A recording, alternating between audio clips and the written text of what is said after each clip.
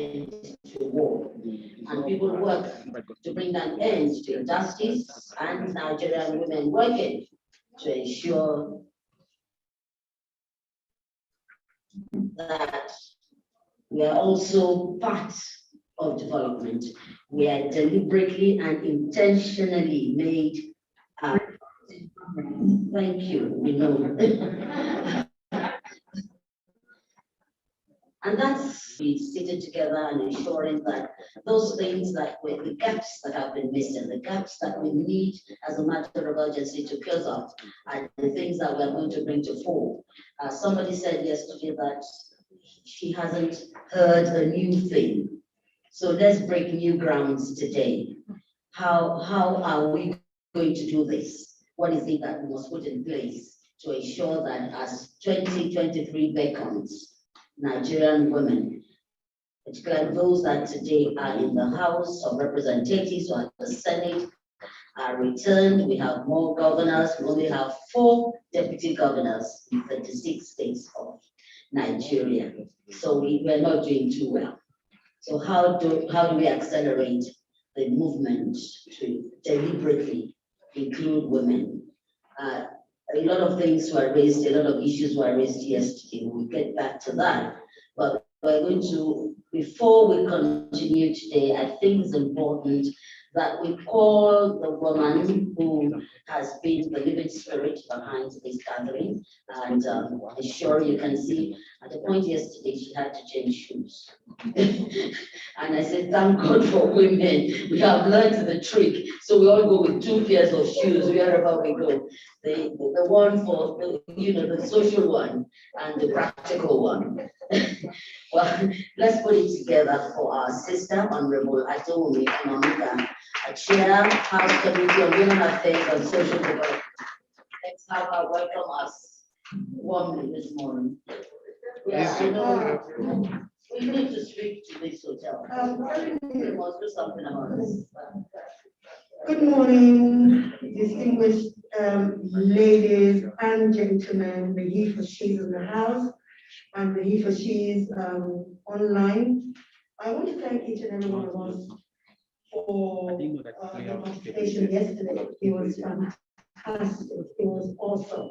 It was so heartwarming and encouraging that we can start a program like this that speaks to all of us, and everyone would stand up and say, look, I want to be counted. And we really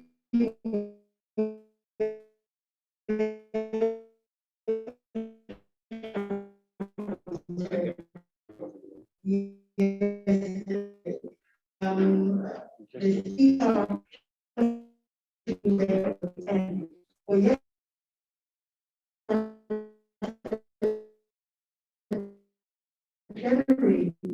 plenary was waiting, like the whole of the legislature of Nigeria as in the House of Reps, waiting for him to leave the event and come start plenary of the speaker to the legislative agenda he has on very heartwarming for me. And without so much left so many things to be with us yesterday. It was time to pave the path for those who are already politicians and those who are aspiring as in this generation and the generation to come. That for me was this all know and see. And when Sisimuji will today do a recap. I know in media you broadcasting going to say Sisimuji, but as someone who also was in broadcasting, I cannot call her Muji. Even though we're not reading the newspaper, she's still Sisimuji. So when she does the recap, we'll all see, the things that we learned yesterday and the things we went through yesterday. And for those who feel that there was nothing new, please, the first session we're having today, you will realize that there's something new, which is the essence of this program. This is how we want to take the path. We want our women who are not able to finance their aspirations to sit down and listen to opportunities that abound. We want to, yesterday someone was, I think it was Lorenzo Kedabri, that said, in truth, where are the women? Where are the women? That question is, some of them are not academically ready. Some of them are not academically ready. They don't have the qualifications that can back them up, because now the men are saying, what does she know? What does she study? So we want our women to be academically ready. And then the finances, where are the finances? The first session we're going to have today will take us there. So I can assure you that there are new things to hear, to learn, and to latch onto. So I want to thank you all for coming. I thank you all for being here. And I pray that we're able to truly pave the path inch by inch and break that grass still into bits. Thank you so much.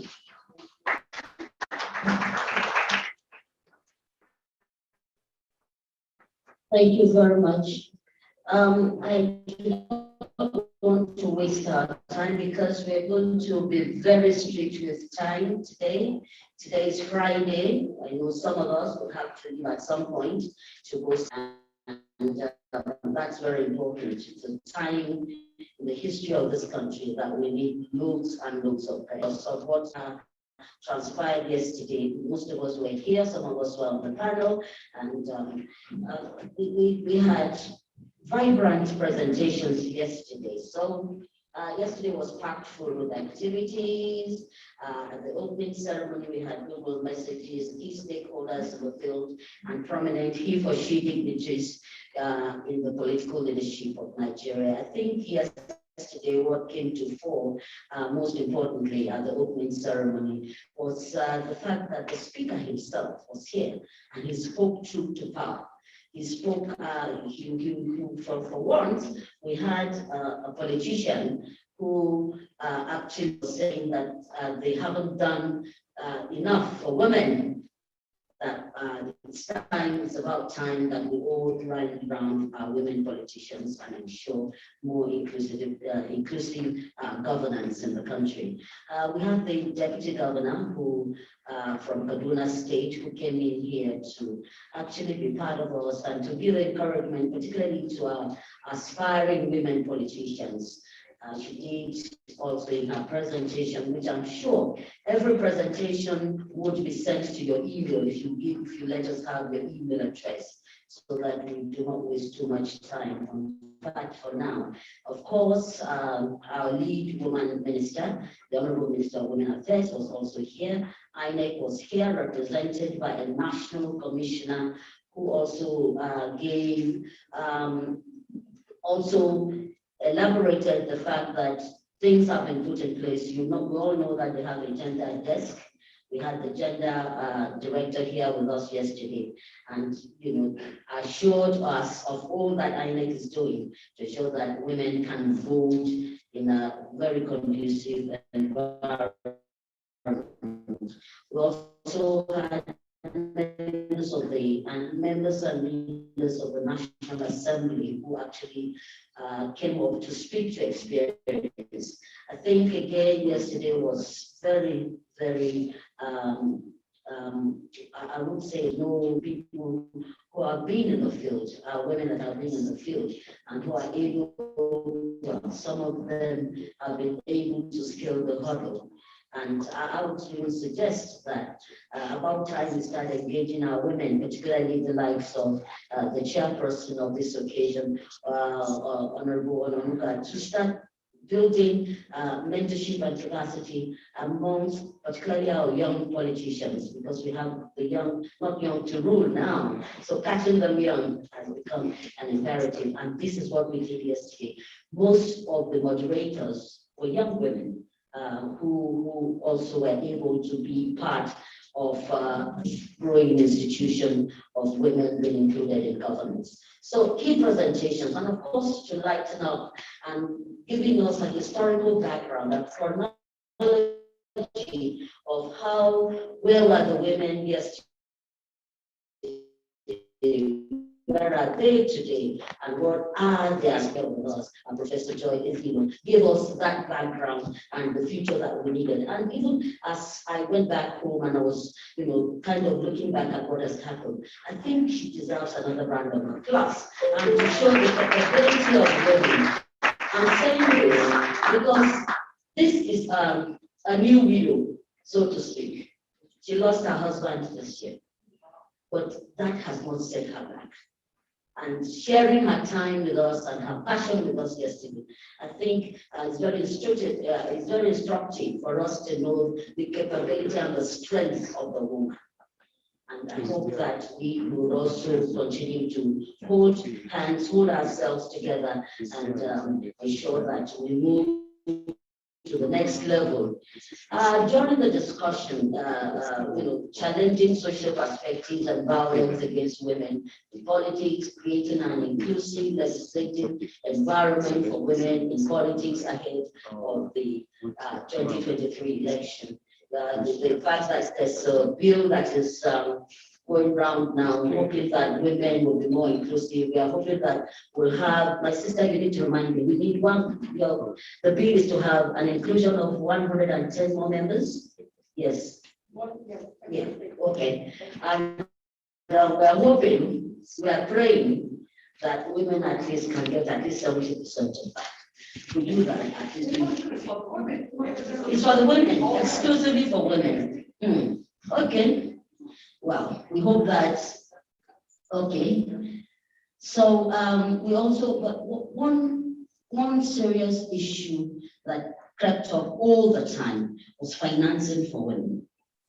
How will women in politics get that finance that is needed, particularly during the campaigns, and be able to sustain it without being impoverished?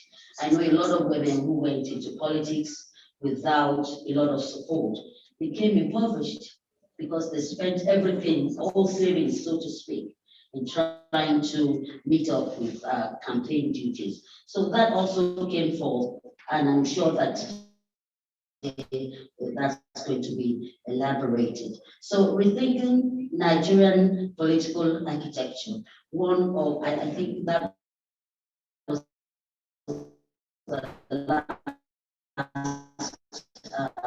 panel that we had. That also brought to fore a lot of issues and life experience to get the support of people at the grassroots level, but that did not culminate into winning. So we need to start. So the support is not enough until, of course, you have the ticket and you win, and you can be counted amongst those likes of a chairperson. So today, and those are the critical areas: finances, leadership, how to prepare for an election, and but going forward, I would now say how to win elections. It's not just not enough that you're part of it, it's that how to win, because ultimately that's what we want: more women at that political table for us. So today we're going to run, so we don't waste too much of time. And like we are hoping that we can have the solution sessions. Yesterday we identified all the problems or the gaps. Today we hope that we'll be closing on the gaps as we speak to solutions and the kind of crack Nigerian women that are going to be leading the groups. I can assure you that those are the people that will speak.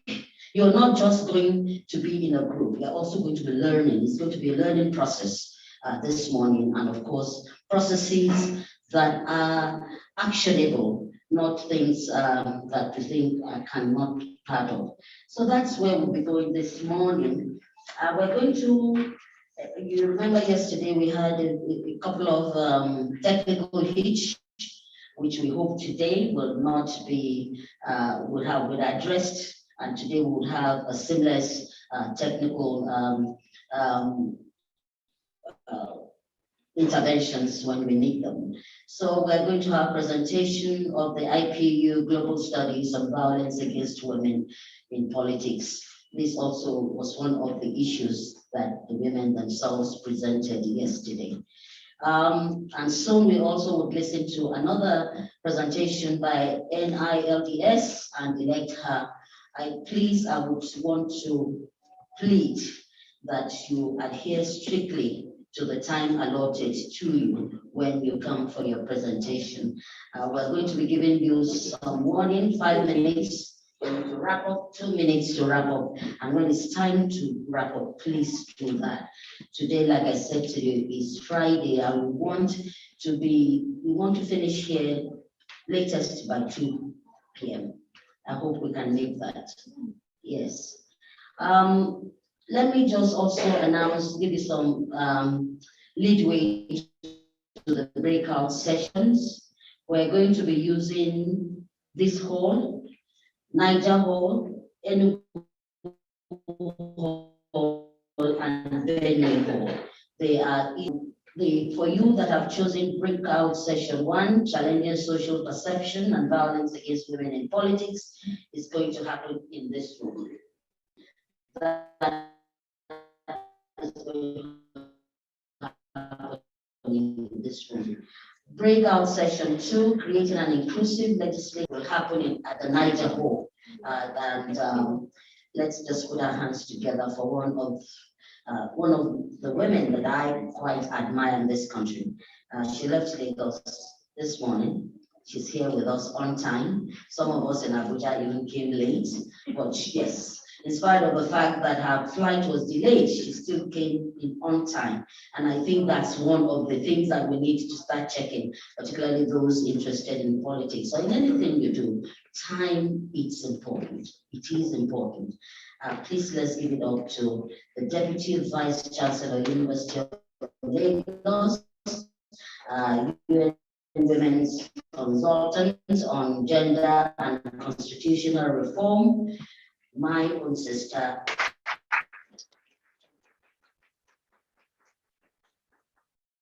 Professor Ejili just amazes me, the energy that she finds, crisscrossing the country at very short notices.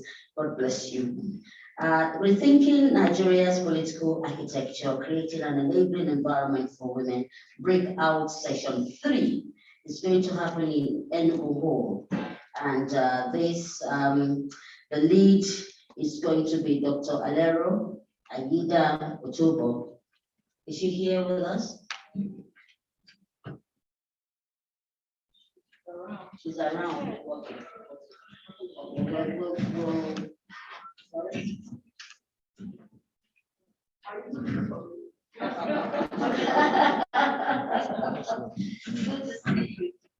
Right, that's Enugu Hall is where you need to Alero. And campaign financing, mobilizing critical financial resources for women ahead of 2023. Our lead is going to be the Chief Executive of Women's Radio, Tom KYD. And I know that for Tom, getting this one, Tom, I will come and listen in because I also need resources. And how best to mobilize for resources. No, it doesn't. Maybe I have friends that are contesting that you don't have to contest now. You'll be there for another woman holding each other's hands. So that's the outlook for today. And then we hope that we can get back in here and have a quick interactive session.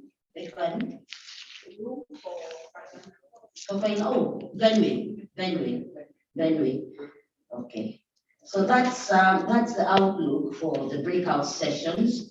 And then we'll come back here at some point, to at least speak to the communique and have an interactive session and close the day with, I hope, a healthy lunch. So that's it for today. We'll just, at this moment, I'll just call for the presentation of IPU Global Studies on Violence Against Women in Politics. Are we ready with that?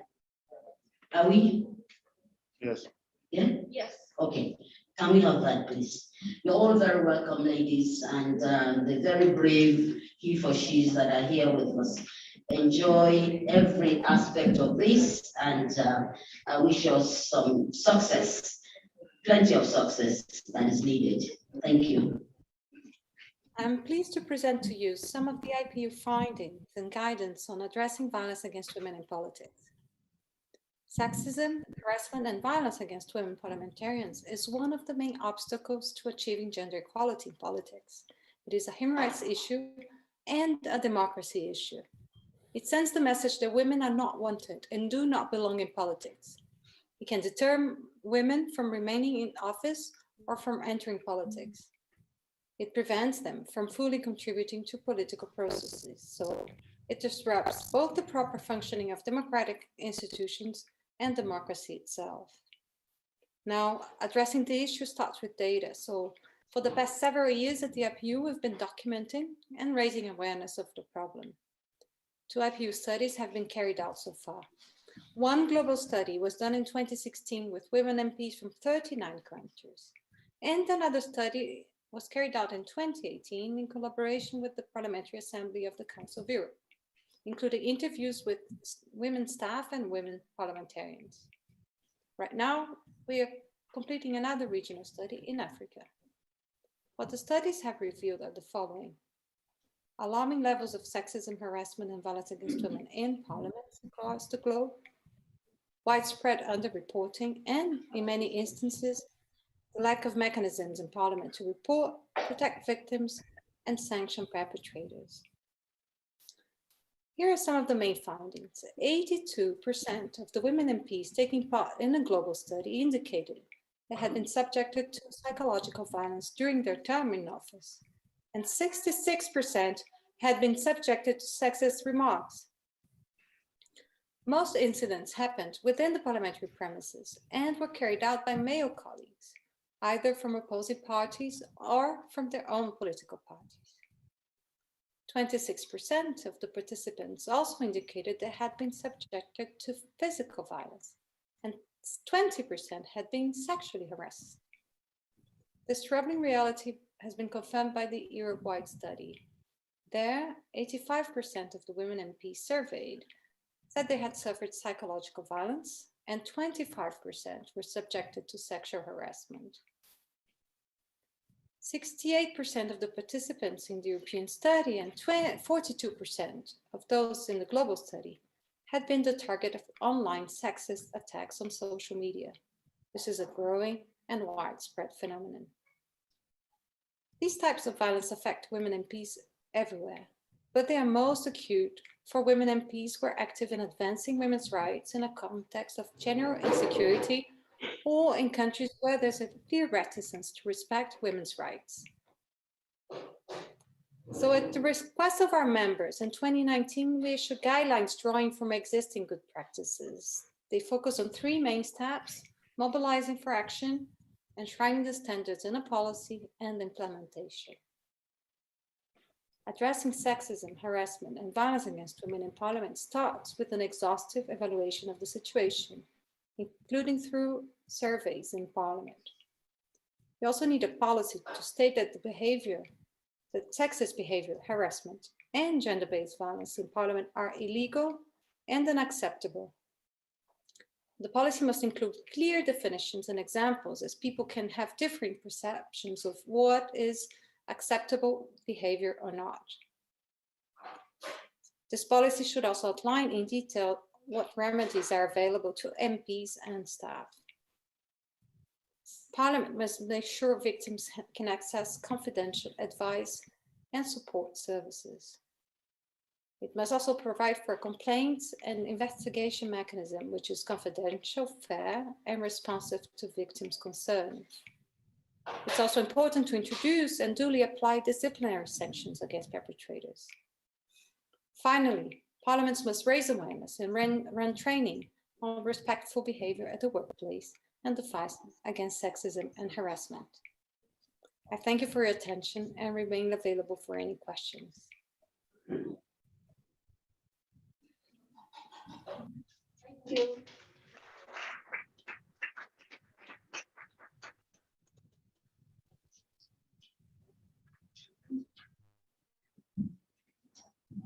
Thank you very much.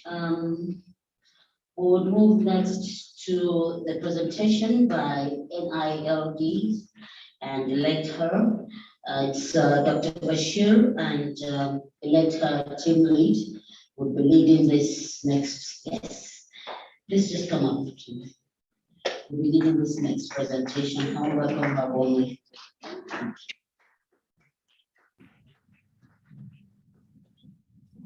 Good morning. Good morning, the Honorable House Committee Chair on Women Affairs and Social Development, all the distinguished lawmakers in the room, my senior colleagues, and every distinguished guest today. So what we're about to present is a capacity building initiative that is meant to guide and empower women to learn more about governance and political leadership, to learn the skills, and to ensure that we continue to encourage the technical development of women in politics. And obviously, this is an initiative of the Office of the Speaker, the House Committee Chair on Women Affairs and Social Development, in partnership with Elector and other development partners. Next. Thank you. So the program is meant to address a gap in the space at the moment. And earlier this morning, when the Honorable Speaker, spoke, she mentioned the technical gaps, and that one of the reasons why we've curated this program is to fill that gap. So essentially, this training program is motivated by an urgent need to include more women in governance and decision-making processes for nation building and sustainable development. We're currently in talks with NILT to ensure that it's certified so that the program is validated, because they have an insight into the workings of the legislature. So we're obviously in talks with them at the moment to develop that. Next, please.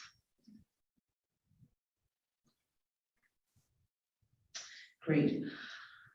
So there are three key generic objectives of the training program. And the first, obviously, is to equip women with a better understanding of Nigeria's political terrain.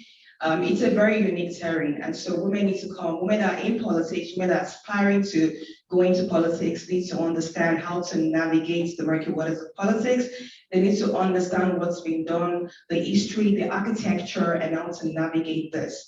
The second general objective is obviously empowering women with necessary skills and tools to build the capacity to run effective campaigns ahead of 2023 general elections and beyond.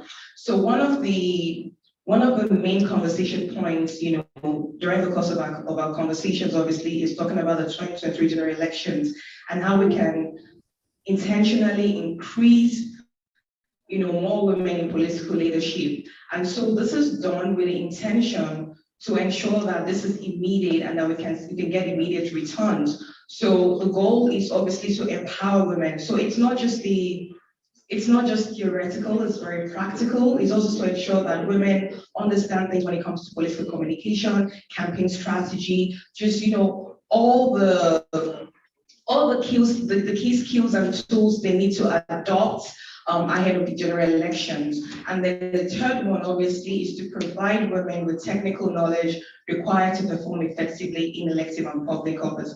So this is a hybrid of design, where they understand politics, they want to run for office, they understand what it takes to run for office, the tools to actually, mobilize. And the third one is when they now get into office, how do we support them with the technical knowledge that they need to understand how governance works, to understand how leadership works. So it's a fusion to ensure that we're developing holistic leaders and we're developing progressive leaders who will then, advance the country as well. As we said, you empower a woman, you empower a nation. Next, please.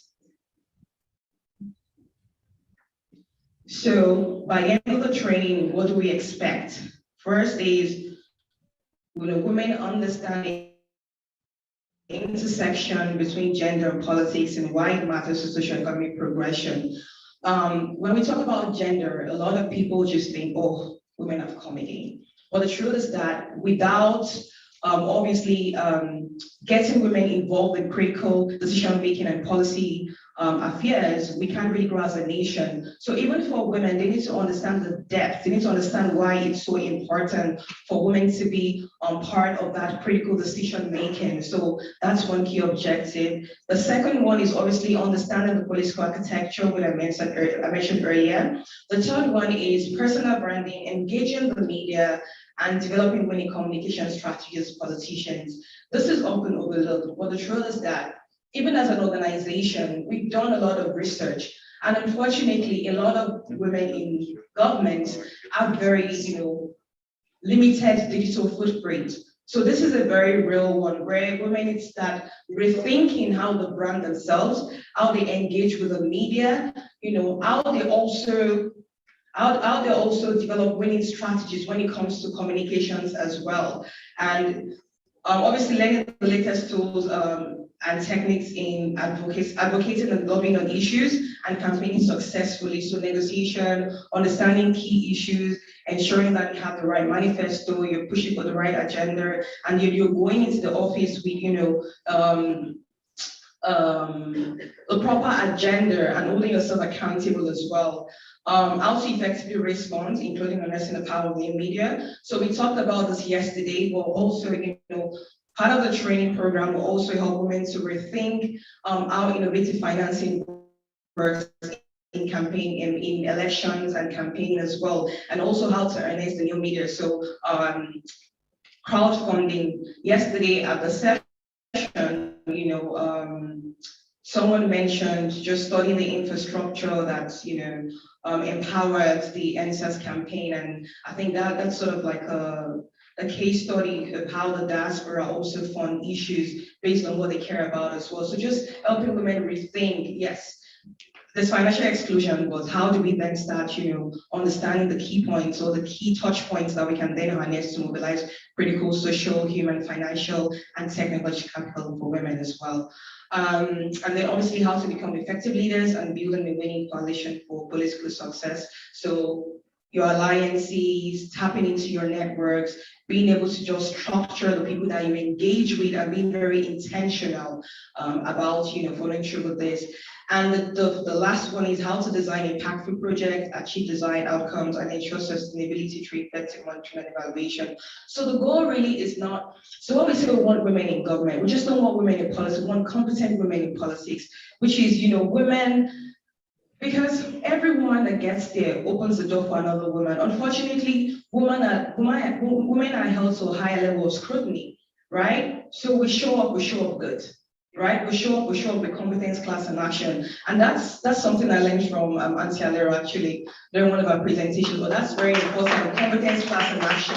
So that's one of the things that inspired this. And the methodology is just it's highly engaging and interactive. There's use of case studies and role plays. What does work? What can we build on? The women in politics. What have they done to get there? And then obviously help people rethink how to engage with the political system. Also, just looking at what has worked across other democracies in Africa and being able to adapt this accordingly. Use of breakout sessions, group assignment, experience sharing, and research project. The goal is we want politics to be fun for these women, but also they're learning as well. So it's going to be a very interactive and engaging process for women who are going to be engaged in this training next place. So yes, I think I'm just going to go through these voice key.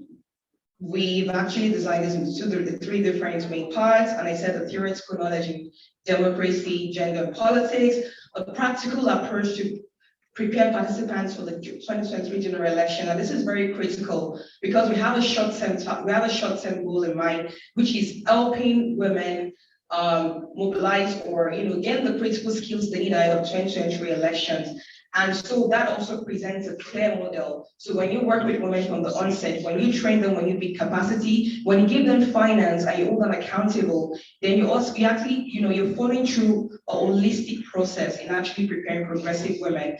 And the third one is the technical skills to perform it effectively in elective office. So that informs the design of the program you saw as well. Next, please, just rush through. 2.5 minutes. Some of the purpose, so I need to say something. This is work in progress. And one of the things we're going to be doing today is also get feedback from the audience as well. What do you think our women should be learning? What is missing here? What should we include? So it's meant to be a collaborative process in designing this. So we're not just talking to ourselves, we want the women to be involved in design as well. And so far, some of the things that we've released there is just, yeah, so I'm sure we can, let's just go through that.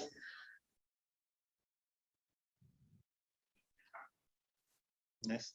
Next, please, yes.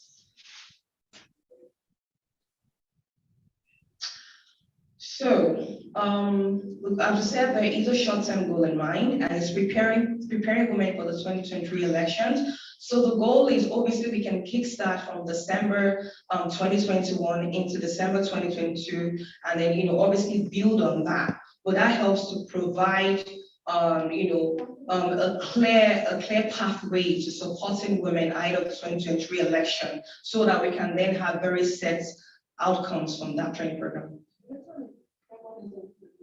2023, exactly. So we just keep going until then. But it's starting December 2021, just so that we can have different cycles of women go through this program. So it's training in progress. It's starting December 2021. Just as many women as possible, but it shouldn't stop. So wherever you are on your journey, you can join the training, and that obviously helps you as well. Yes. Next. So the implementation, we want this to have as much wide coverage as possible, and the goal is to implement them across the 6 geopolitical zones.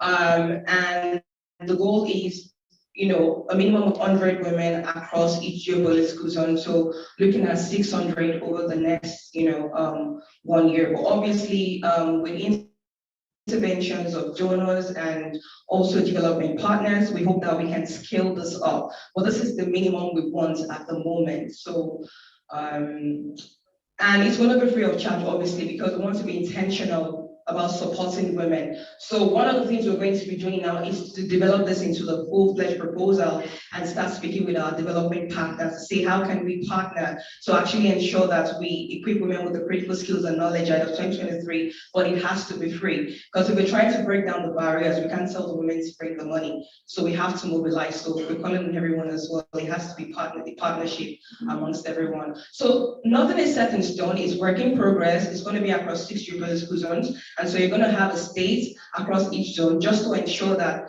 we allow for easy mobility for the women as well. And obviously, it's going to be a fusion of experts in the field, experts in the academia as well, just to ensure we have a good selection of people, women who have run, but it's going to be practical based as well to ensure that, women have the right skills that they need. And obviously, the goal is we want to be able to monitor this, we want to be able to report. So this is work in progress. So we're going to be engaging the women before the start to understand where they are right now, and after the course also to see, what they've been able, how the course has impacted them, and even long term as well, then follow up to ensure that they then implementing what they've learned from the program as well. So there's going to be continued feedback process and monitoring and evaluation. And that's about it. Thank you very much.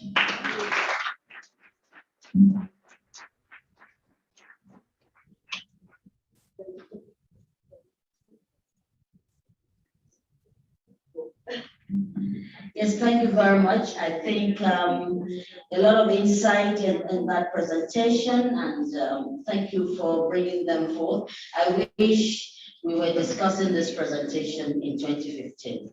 I'm sure we would have, yes, we would have had more, more insights for women who are aspiring to run. However, it's a good learning point and things that we will need to discuss. So We're just going to discuss not just this, but things to interaction about the way forward, about things that we can share. And please, as much as possible, when the microphone comes to you, I want you to make it your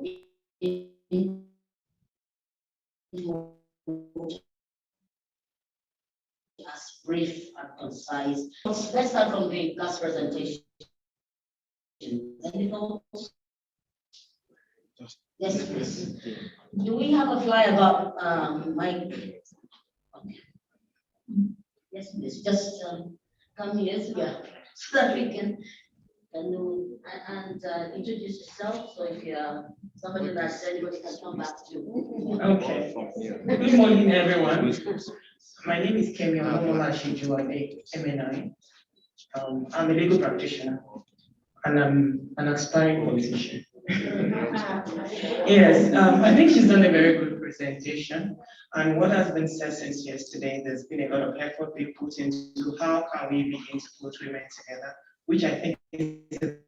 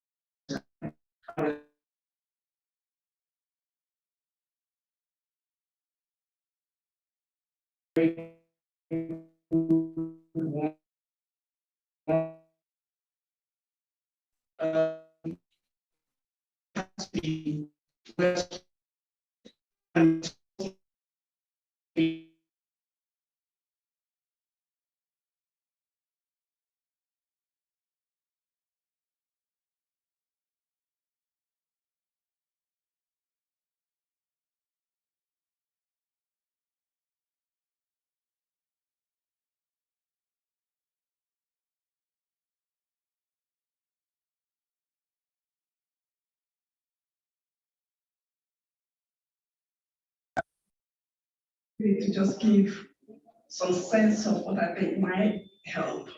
I agree with our sister that time is too soon if you are running for 2023.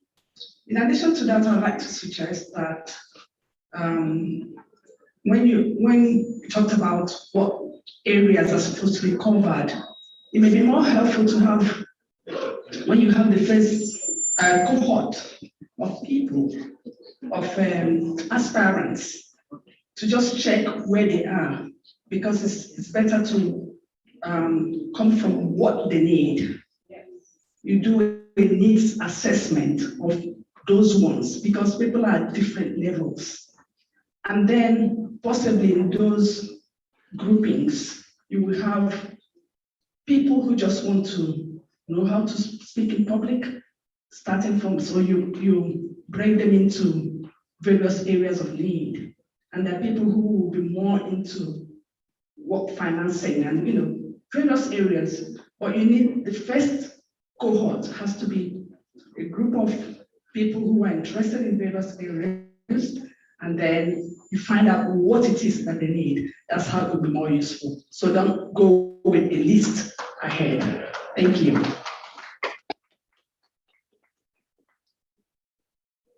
Thank you. So we need to ensure that before the end of today, we must have needs assessment, so that we would, I agree with her that we need also to position ourselves in what you need. A lot of times we're in denial, and I must say something that we see on the field, particularly for us who are in the media, we find out that you don't adequately give yourself a sense of importance in selling yourself. You don't even have a selling point, if I may say that. You don't have a selling point. So it's like, who is she? Where's she coming from? What's it about her? Whereas a lot of you have a lot of things that really are newsworthy, but because you do not understand the way to go about it, which I'm sure is part of the clusters that we must have, being able to sell yourself, to market yourself. A lot of politicians, female politicians, and then you shy away from the media. So people don't know you for who you are, And so they are able to sit in their little corners and write things that are not true about you. And this works, especially for women. Do we have a guardian's counselor in the room? Yeah, good. Okay, good. Sorry, I asked that question because I know that when I think it was my second son, or my last son, I'm not sure which one of them it was, from primary school, no, from in his JS 2 or 3 years, the guardians and counselors have this form that you fill. It's not really a form, it's like a questionnaire. And it asks you different things about yourself. And that's how they determine whether you'll be best in a science class or in an arts class or in whatever class. So if we have a guidance counselor in the house to work with a lecturer so that you can develop a questionnaire like that potential people who want to contest or do this study or this training should feel, so that you will be able to place them in the right class, so that it would be beneficial to them and also to those who would be teaching them. Now, when Simoji said something about a selling point, I just wanted to quickly share my strategy, my political strategy that I used when I aspired in 2015, no, for the 2015 elections. When I got into, because all politics is local, and my terrain is very, very funny. My state, I'm from Ogun State, it's very funny. And my constituency is even funnier. So I said to myself, what am I going to, and I was coming from Lagos. I had moved in from Lagos I had done politics in Lagos State, in Osun State, and I wanted to come back. I didn't aspire, I was working with people who had aspired. So it was, for me, it was a learning curve. It was a training ground for me. So I had done all that, and I had seen that the politics in Lagos is different to the politics in Osun State. So now for me to go back to my state and now contest and aspire. So when I got there, I said to myself, what am I going to do to let these people notice me? And I said, I have to make sure that some hate me and some love me and some are curious about me. So I gave myself a political nickname and I called myself Ijaya. Ijaya in Yoruba means fear, or someone to be feared, or someone to be scared of. And some people said, who does she think she is? Fear, who is afraid of her? She's not even from this thing. We don't even know her. But of course, who was I trying to get to? I was trying to get their curiosity. I wanted them to know who I was. Some to hate me, some to love me, some to really find out who I was. And in finding out who I was edging and gaining grounds. So that helped me a lot, even though I wasn't given the ticket at that time, because they said I just came and somebody else was already had already stepped down for other people. So it was now my turn to step down for him. And I did that graciously. But I knew that I had my foot in the door, and it was easier for me when I wanted to contest in 2019.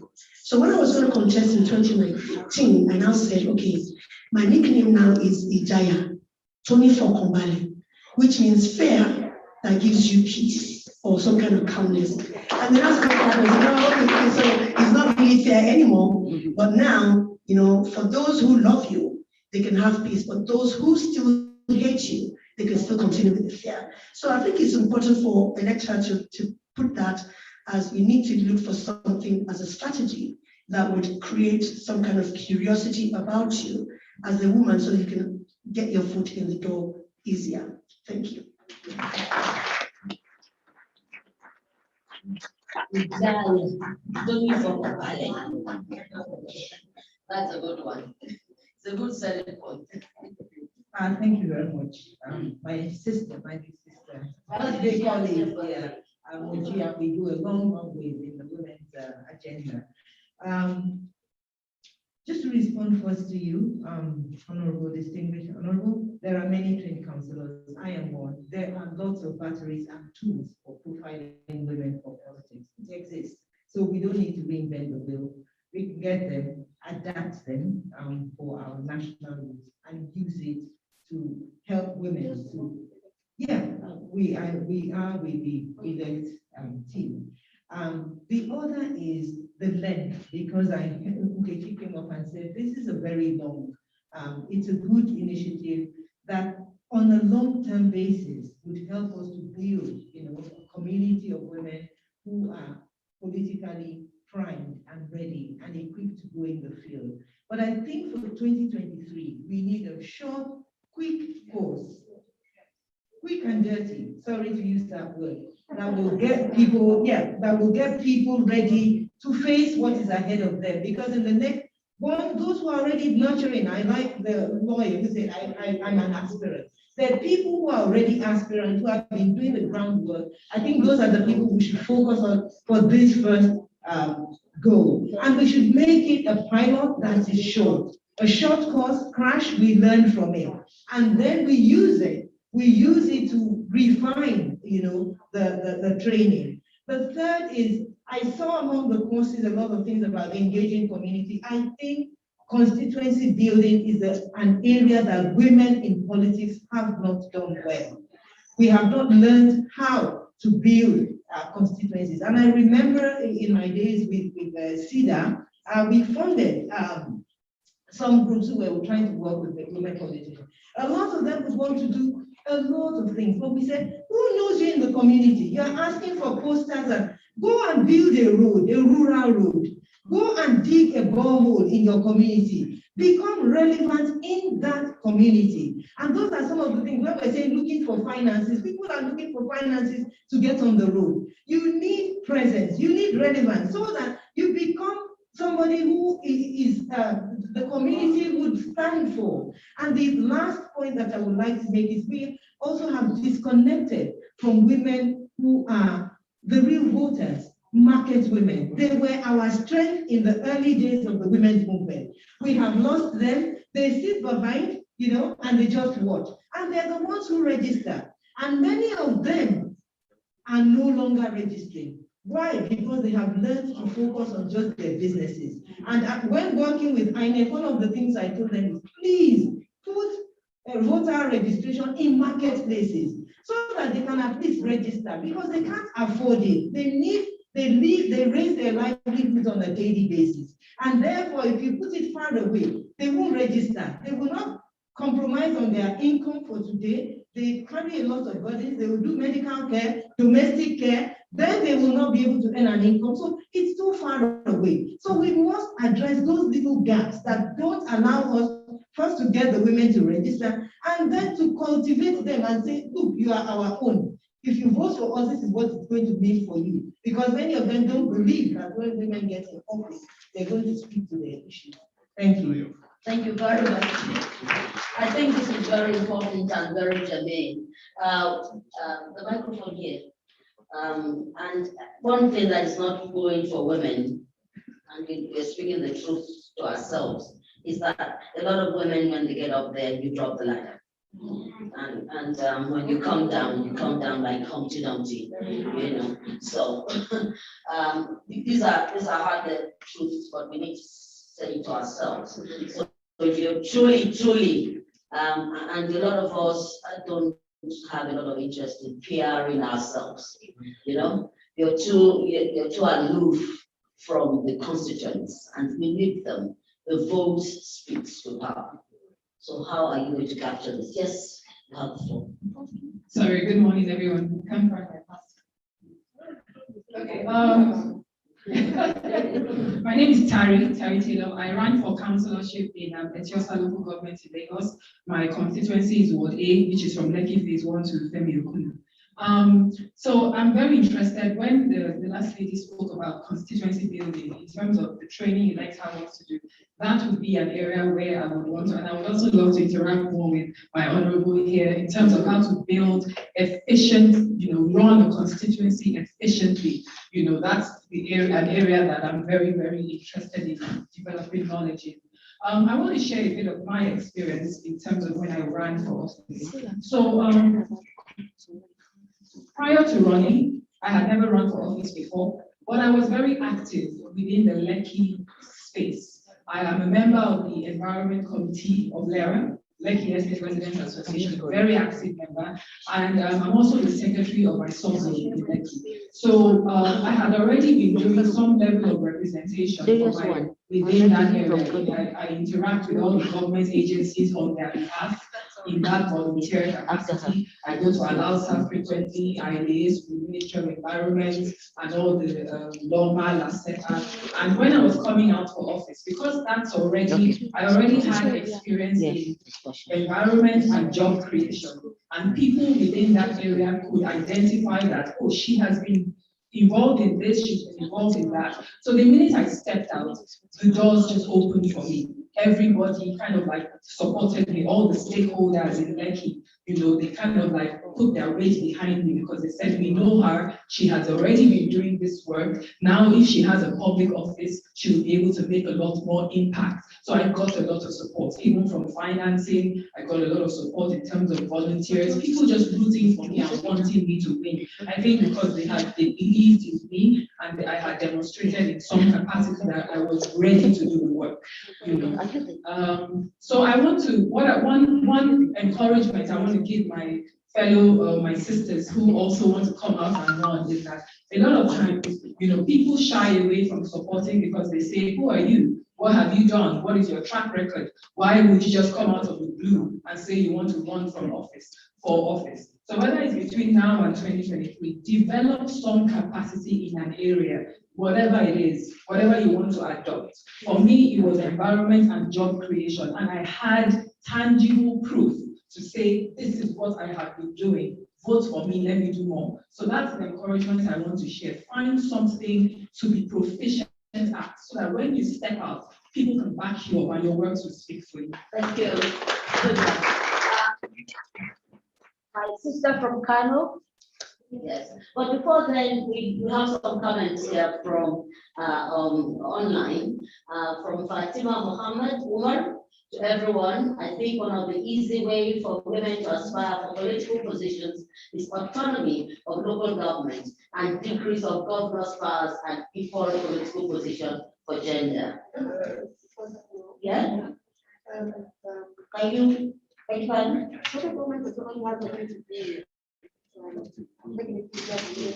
Well, that's our view. Yeah, that's our view.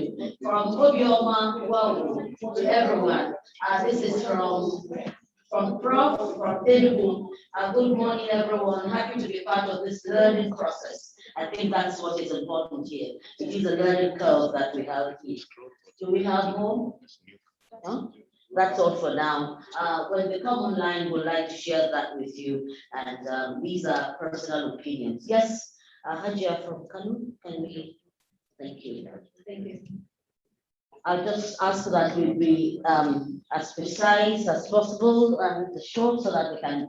Yeah, it's going to be very brief, to be honest with you. Good morning, everyone. My name is Tamina Ulfet, I'm DB Farouk, and I ran for the House of Reps in the 2019 elections, which, well, I ran for the House of Reps. And it was for my local government, Geza and the Basal local government. I would like to agree with you very much. I didn't just run.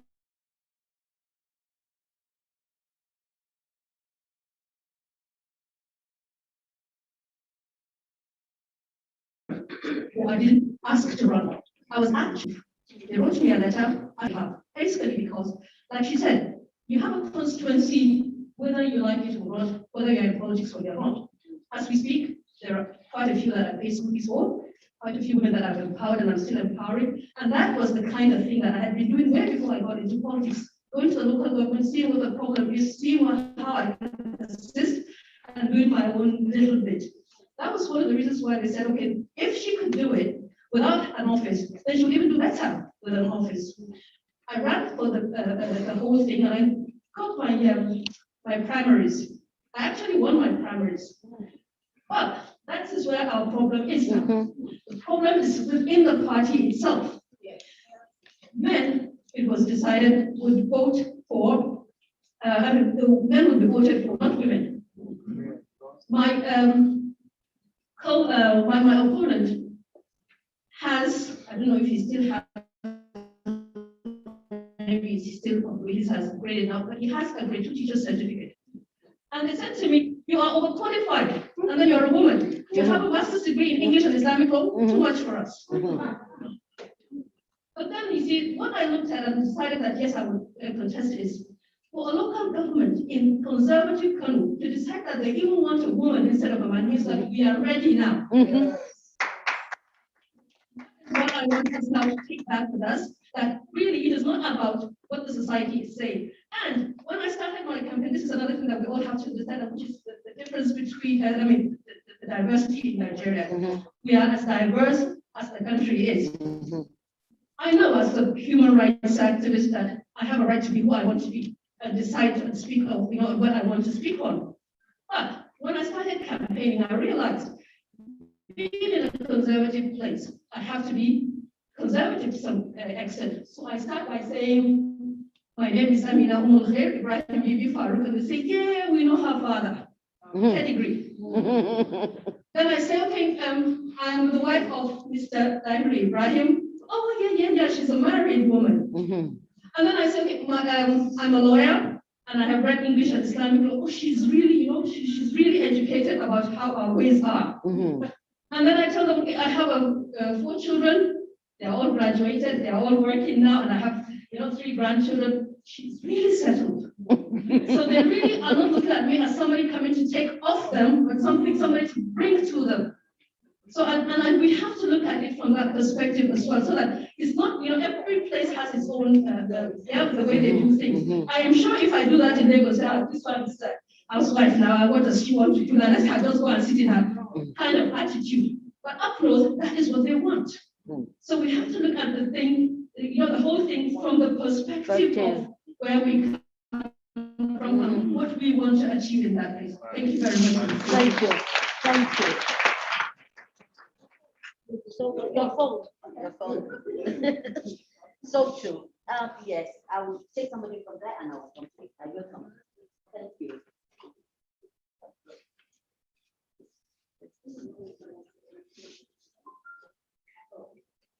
Next time. Yes. Thank you very much. I'll just go back to my. Very good morning to everyone. Thank you so much. The 2 presentations were really excellent. There's so much really packed. But my comments is more on the second one.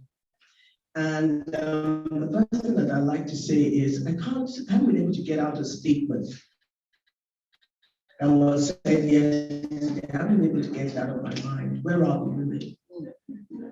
And the reason why that statement is quite profound, and I don't think you should ignore it, and you have not until now, is because the School of Politics, Policy and Governance, one of our students is here, actually, several of our students are here. When we put out the information for the second class, where right now we have the pioneer class, and they're going through a transformational journey. It's for about 8 months. We found that women didn't apply. We did everything that we could. And application, 25%.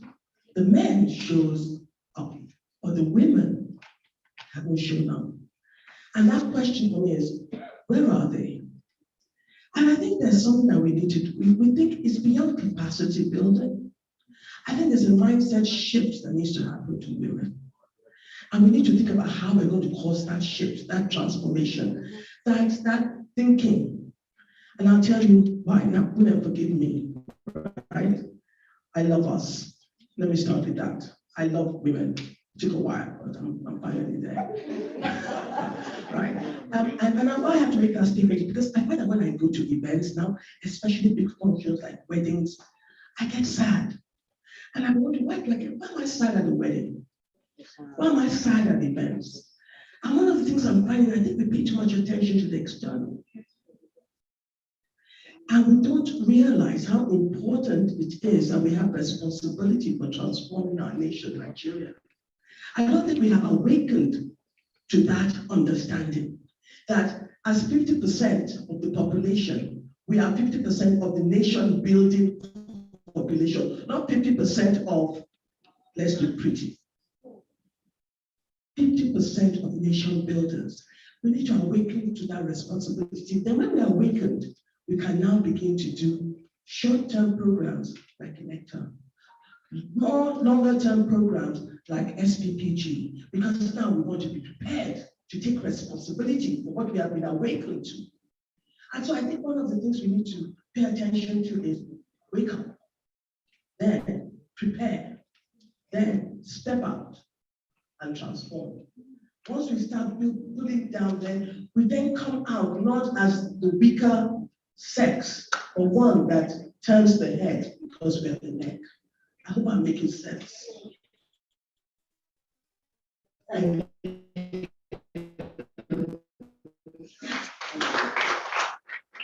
We have 5 minutes more, so if the three of you want to share the 5 minutes, a minute each. No, you bring your microphone here. Sorry, I recognize her first.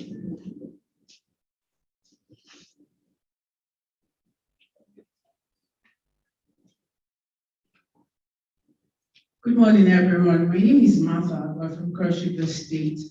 I'm one of the students of SPPG. Mr. Larry is here. And in one of the courses we had on leadership, we were taught, we had like a, shall I say, did like a survey. Everyone had to do it individually. So you now know, as an aspiring leader or an aspirant, you now know your strengths, your weaknesses as a leader. So you just don't come out. She mentioned something about capacity building. First, mindset, individual mindset. So you're being taught to know as a leader, you won't feel, as I'm coming out, I have all the characteristics it takes to be a leader. So you accept the fact that there are some weaknesses you might have, there are some things that might be shortcoming. So in that sphere, you telling yourself that, okay, I don't have this, I don't have this. So what do? You now need to know and look for those people that can stand and serve as support system to you. I think that is one thing we also have to do. So it's not at the end of the day saying we need women who are coming out to hold elected position, or we need women who have realized that in the course of the journey, you need capacity and you still need to carry everybody along. So knowing the fact that there are weaknesses, there are strengths and all that. So looking for those people that can be support system to you will also go a long way. Thank you very much. Thank you. We'll go back there and we'll come here 1 minute each. And we're going to have another interactive session after the breakout. I don't want us to miss out on the breakout session.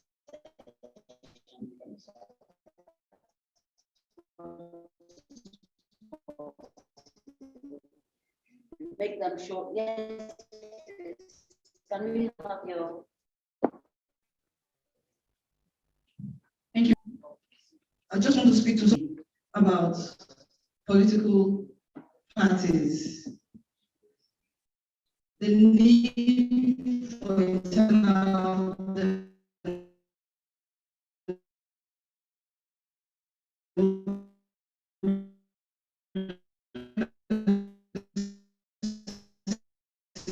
in political parties, and looking at the that were outlined. For me, I think there is need to engage what were outlined here to help them understand the need to carry women along. The last speaker said something about where are the women? The women are there. The question is where are the political parties? What, because they are the ones who identify who goes where and who is elected. So if political parties there should be some kind of capacity for them within the training model where they are engaged to understand the need to bring women on board. And for me, beyond the elections, there's need to also protect the votes of the women. We find out that most of the polling agents we have in our system are men. Can we begin to train women political polling agents who will be there to also defend our votes, not just the votes? So I think the training component should also carry along the need to train female party agents who will be there to also monitor and protect the votes of the women. Thank you. I'll come to give us feedback. We have, we honestly, can I have the microphone here? You, and I recognize, and that will be Good morning, all. I'm Nabila Yusuf Ahmed, a lecturer from Ahmadu Bello University, Psychology and Counseling Department, and I'm also the CEO of Local Development Initiative. I think with all what we've been discussing here, I would suggest we create a WhatsApp group for this with the caliber of people we have in this movement. I think the social media too will help in whatever we want to do to achieve it. Thank you very much. Thank you, good suggestion. There's somebody at the back. No, no, please, I didn't recognize it, but I'm told. Yes, please, somebody at the back. Good morning, sisters on the hill of shaking hands. My name is Irene Awuna. I am a civil society activist, a gender-based activist. I've also worked with a lot of politicians trying to do policies, gender policies. I actually wrote the Atiku Abubakar 2019 gender policy. I was the contributor on that team. I am also an aspirant. Yes. I want to ask to know the requirements, what you need to do to be on the fixed politics training school, because I applied twice and I was turned down. Yes, I have the mail, yes. And they said that they can't get me. Yes, they turned it down, yes. Because I actually was in Lagos at the initial flag off of that event, so I followed through. And I also want to add that there's something about emotional intelligence, especially when you're on the field. So it should be, if it's not building in one of the models, it should be built in, because it's one thing that the men use against us. You know, they have a way of, if they try physically, you know, and they are not able to get to you, they try emotionally. And most of us, you know, we have issues in handling that. Thank you. Thank you very much. Yes, thank you very much. I'll just now, wow, I cannot say no to this. Sorry. Yes, please. Oh, really? Long time back. Okay. Here. Okay, thank you very much. I think we have very nice suggestions on ground, but I also know that quite a few things that have come up, we've tried them before. We need to learn lessons. Talk about the model. I know that between 1999 2003, a lot of effort went into training women politicians, people interested. But each time we didn't get the outcome that was desired. We need to ask, why did it not work the way that we hypothesized that it would? And I think that we're leaving lessons learned behind.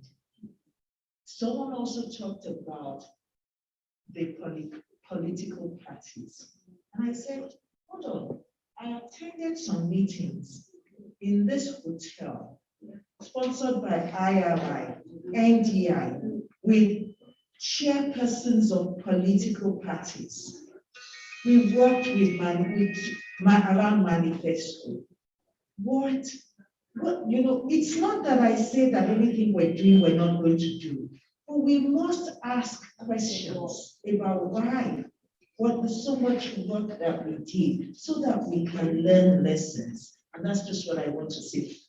It doesn't stop the work that we're doing right now and the ones we want to add on to, but a group of us also must be doing work on trying to find out what happened. Why did it not work? What exactly are we not getting right? That's it. Thank you. I'll yield the mic to your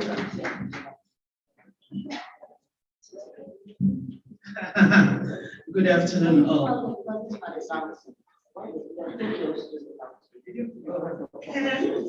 Thank you. Good afternoon, all. My name is Rosemary Chief Manager. I'm a counselor.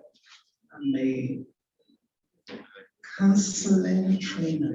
I'm a mediator. So, but I'm not here to advertise myself. No, because they asked about councillors. So I said I wanted to say that a lot have been said about capacity building. But there's something I want to say. Everything everybody has said, it gears towards finances. You can build capacity at the grassroots without money. Who knows you in your locality?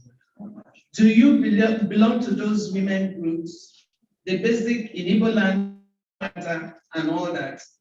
I'm not aspiring for an office for now, but I know that even my cousin, that is a minister, when he has problems with the local women, he comes to me because he knows that when I talk to them, they listen.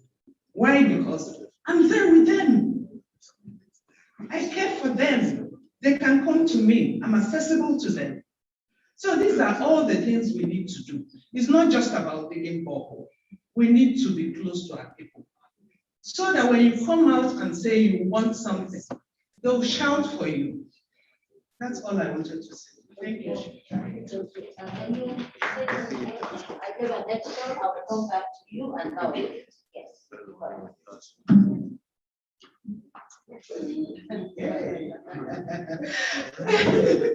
I like to talk about the media each time that we're talking about women, because sometimes we do not understand the power of the media. You're having programs on radio, television, and you're talking about the women. It is the men that's calling, and you're wondering why. And I hear some stations finally designated phone lines for women to call, and it just didn't make sense to me. If you want to go into politics as a woman, as I've said, nobody's going to give you anything on a platter. You have to get out there and get a shirt. But that's by the wayside. Sister Moji just talked about the idea that women need to, you need to get out to the media, you need to talk. People need to know about you. In the course of my program, Woman of Substance, I've interviewed about 1,000 Nigerian women. And I'm able to tell you what it's like when you want to go interview a woman. Sometimes it is more difficult for them to open the door for you. But for the man, you just get there and he wants to talk. But women find it difficult to talk.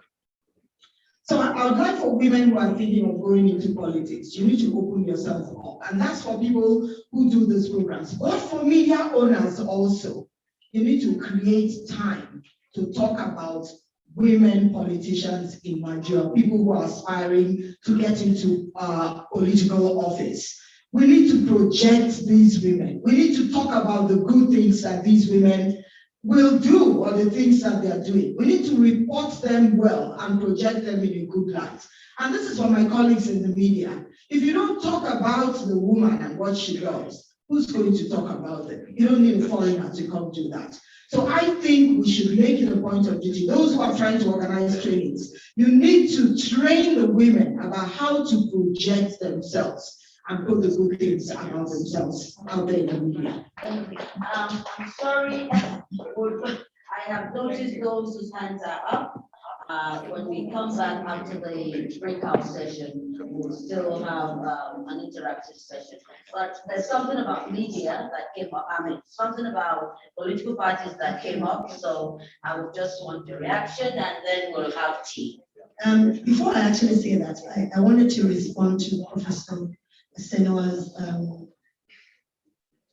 was it question, observation, comment, right? When she said that between 1999 and 2003, they had some training for women and they expected that more women, they were not sure what now happened to that training. In my opinion, I don't think we were that hungry at that time. We just went with the flow because people felt that women should now come out and be a part of the political system. But now we are hungry enough, or we're getting hungry by the day. So that is why, we are now saying that we want to be a part of it, we want to be heard. We think that, we've been marginalized enough. And that's what I think what is happening now. So to the question of where are the political parties, I can't answer the question for everybody. But I can answer for APC with regards to what we are trying to do with women participation and inclusion. We had some of the women in APC who had positions of authority. We had a meeting. The women representative in the caretaker committee, Honorable Stella Okotete, called like 8 or 10 of us that had been elected and some that had been appointed. And we sat down and said, we need a change with regards to our party constitution. And we sat down and we did a mirroring of anything that a man has as a position, we mirror it for the women with regards to if he was a chairman, we would have a vice chairman in all the senatorial areas. If it was 3 or however many, at least 2 must be a woman, or at least 1 must be a woman. So we did a lot of mirroring for everything for all the positions in the party hierarchy, from ward level to local government to state to national. We did that, and by God's grace and the effort that we have put in, by the time we go to our national convention, it will be adopted in our party constitution. So ABC is the party to wait. I'm not preaching for my party, but I'm telling you that we are really very concerned about women, and we're making ways, and we are going to make sure that once we're doing a national convention, it is going to be permanent in our constitution. Thank you. Thank you very much. Thank LL with the pathway there with APC and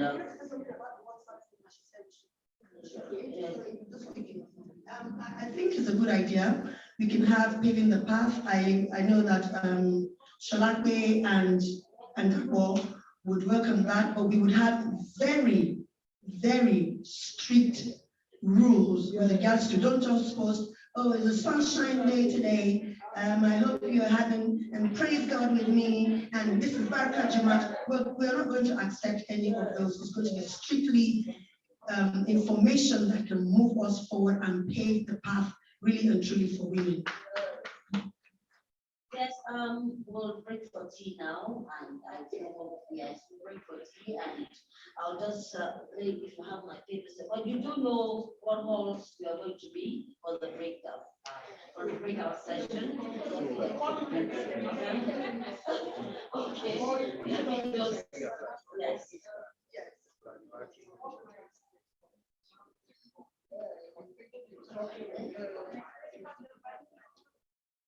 Okay, yes, what we'll do is we'll ask the technical people to write it up here and put it up. But before that, let me just remind you that 1 second.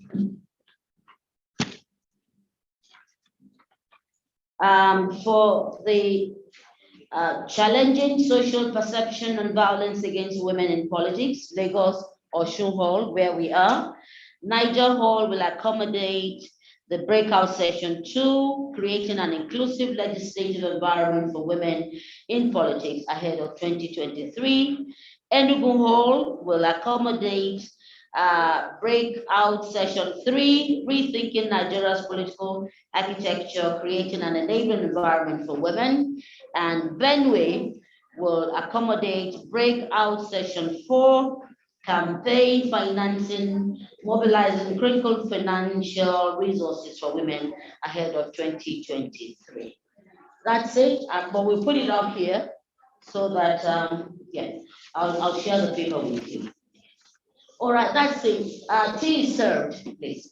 20 minutes. Thank you.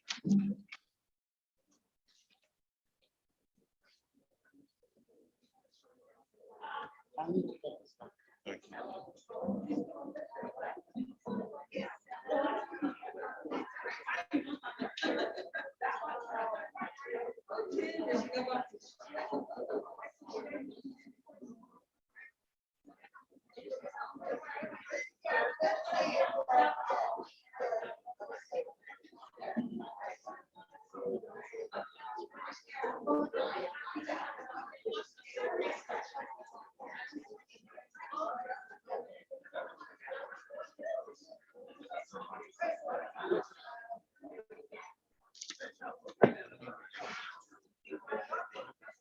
major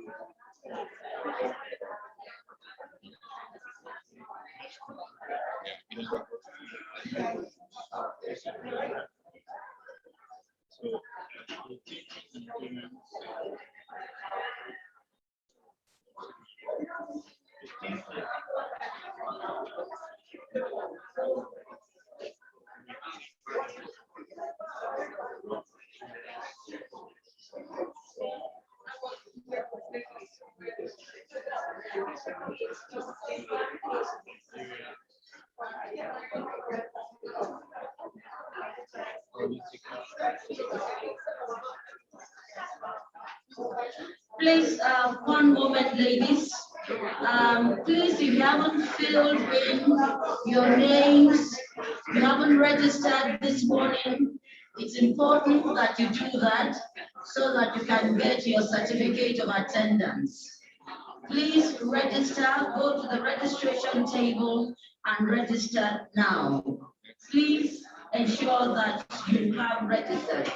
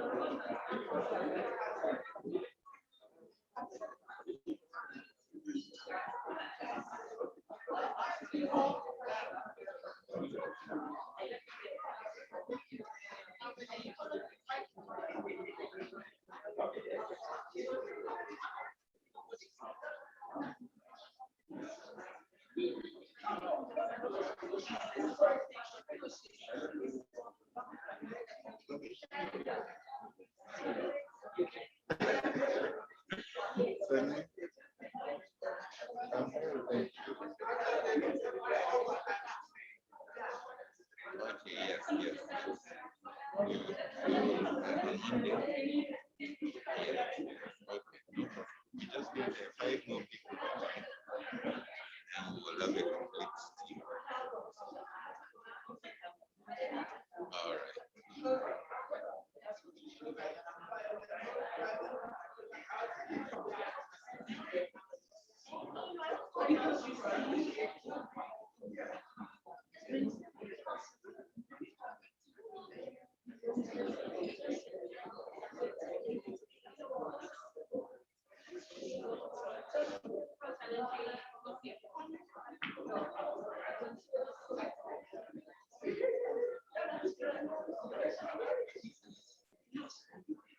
Hello?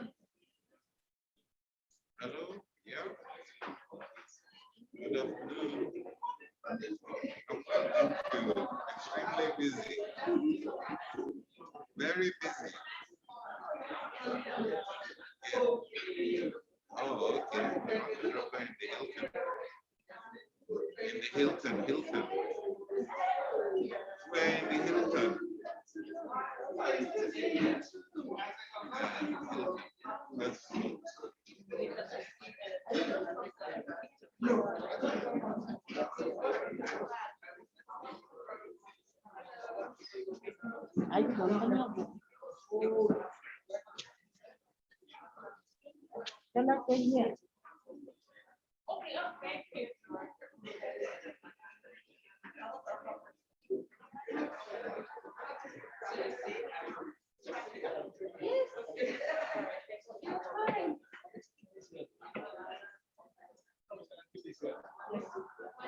Is it safe?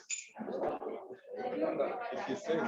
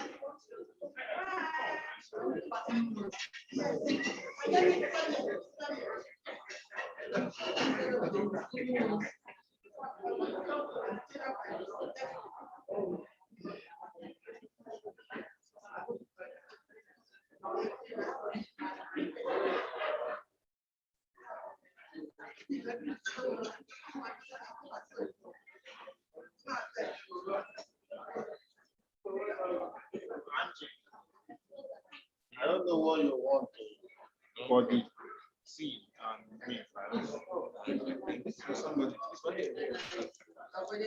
yeah. Okay, don't keep it where you can step on it. No, don't shake my hand. Oh, a cup of water.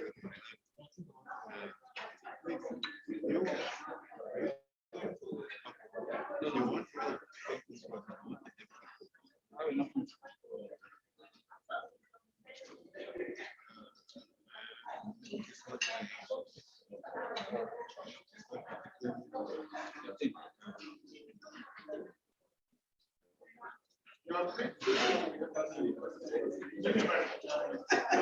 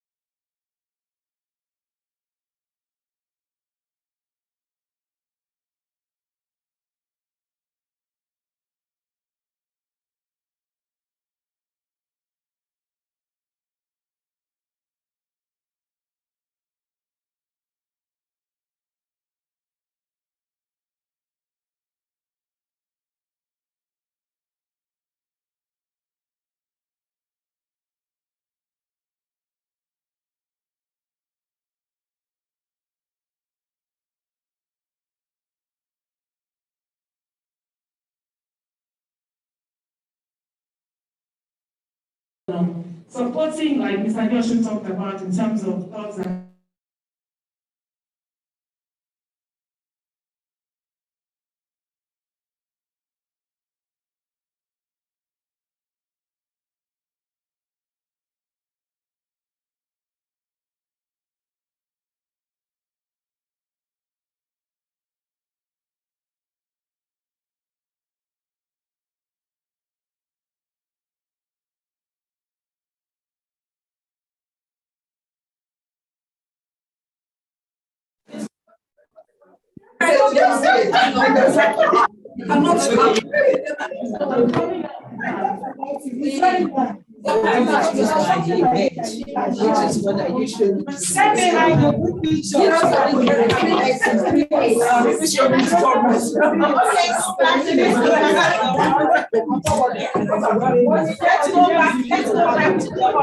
so that I will.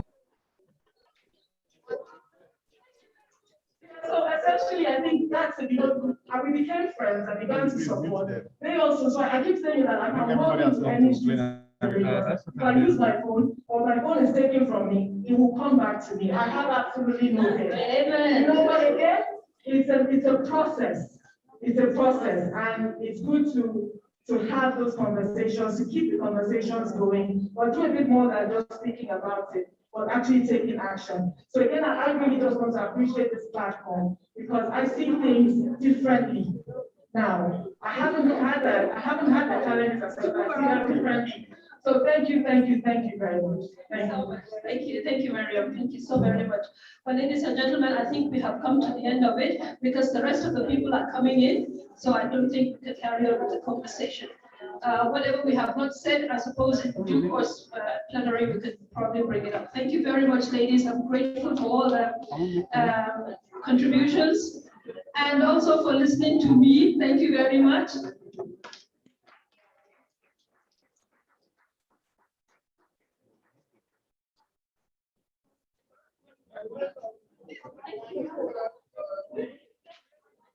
This is yours, isn't it? Yes, thank you very much.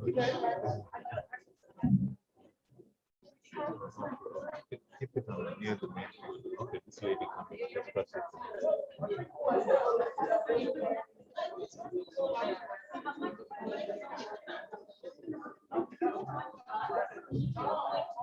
Thank you very much. Can we all settle down, please? We are not complete.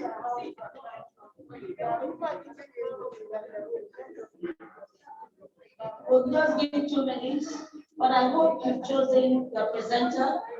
Each of the group, I hope you have your presenters ready. Your presenter, who's going to present you?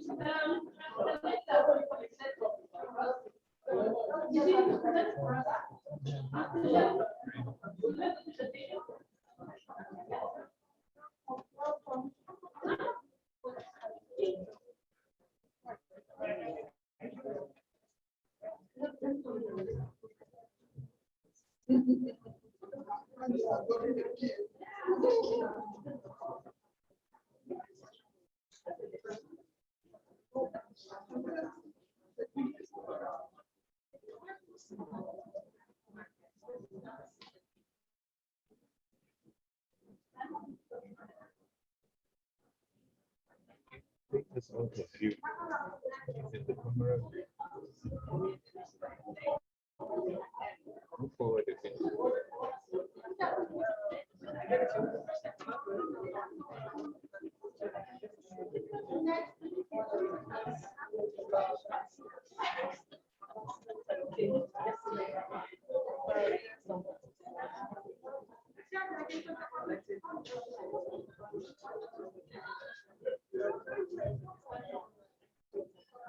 Thank you, ladies. Would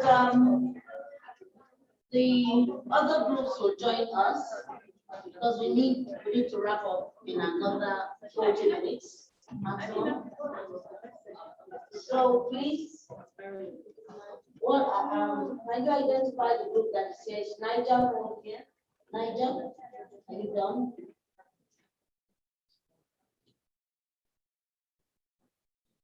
Any group? Are you ready with your presentation? Okay, please, we'll kick off.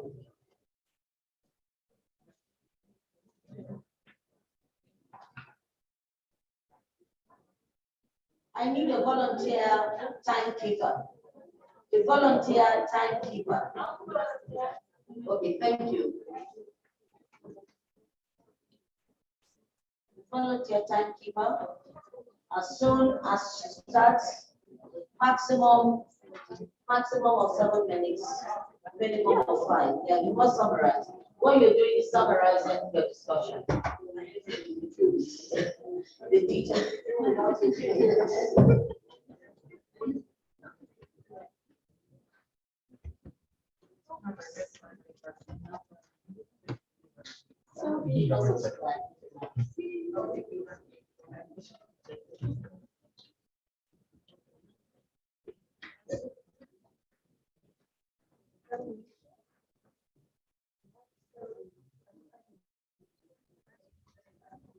afternoon, everyone. My name is Nkechi Ochiemekede. I work with Nigeria. Sorry, my name is Nkechi. I work with Action in Nigeria. So for our own group,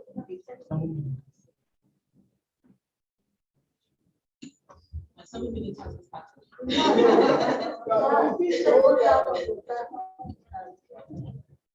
Okay, so for our own group, we are in the breakout room 3, rethinking Nigerians' political architecture, creating an enabling environment for women. So we started off by asking ourselves, reviewing the quotes that came out yesterday from different things we heard, and then we used the pestle analysis framework to analyze and come up with a solution. And the pestle analysis looked at political, economic, social, technological, legal, and environmental frameworks.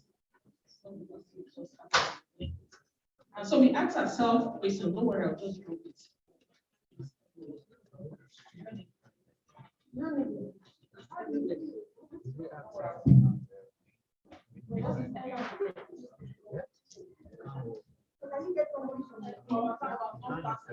Okay, so we asked ourselves questions around, are we really at the tipping point based on what we heard from yesterday's conversation and what we also heard this morning? And so one of the things we answered that question by saying that we need to, there are so many issues, but we need to zero in into 4 critical and core issues for us.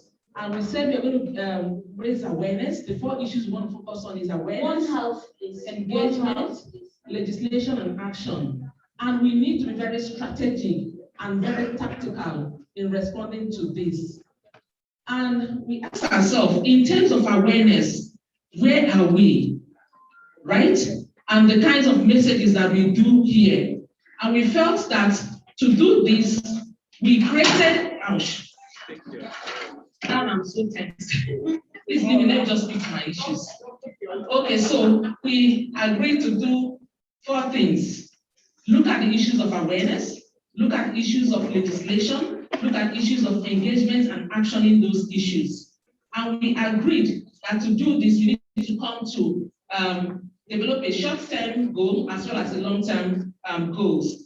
And we said that the starting point in terms of awareness is first to even create an enabling environment where prepare women, preparatory class where women can be educated. We saw what Aleta presented to us today. So we felt that it is a starting point that if we want women and we want to move the needle for women political participation, we need to get the women prepared. And that is one area that we can do this. And then we also agreed that we will also harness successful models, because we have women who have been in politics and who have done extensively well, and we shouldn't rely on the narrative that we should just get women into spaces, but we should work towards looking at how those who have been there, creating a new knowledge around this and using the successful models by amplifying the messages. So when we do this research, get this information, we can now amplify it into very easy to read and digest messages that people can relate with. To know that when you invest in women, you're investing in good economies, you get the result, the outcome will be a good nation and a good economy. We also said that we will want the office of the speaker and to take the outcome of this conversation, of this convening, back to influence political parties, because we need to influence the internal political party democracy to ensure that they have a great and enabling environment for women's participation. Again, we said we also, in doing this, we must map leaders within these political parties and within our stakeholders that will ensure that those stakeholders that are very critical and very women-friendly, that can help us in terms of creating the change that we want to see. We also identify the use of new media as a strategy for amplification of the issues and of the points that we've raised. For our long-term solutions, we talked about the culture, addressing issues of culture and education under the culture pillar. We said we need to educate, use education. But in doing education, we need to look at it in terms of bits and pieces, under looking at curriculum reform. And then having syndicate programs, also using radio as a medium for creating awareness, to ensure that women at the local level and even community persons are aware and can relate with these issues.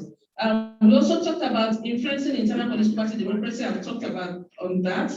We also, unpacking education, we said we shouldn't just focus on formal education, we also need to focus on informal education as well. We talked a lot around investment and investing in women, right?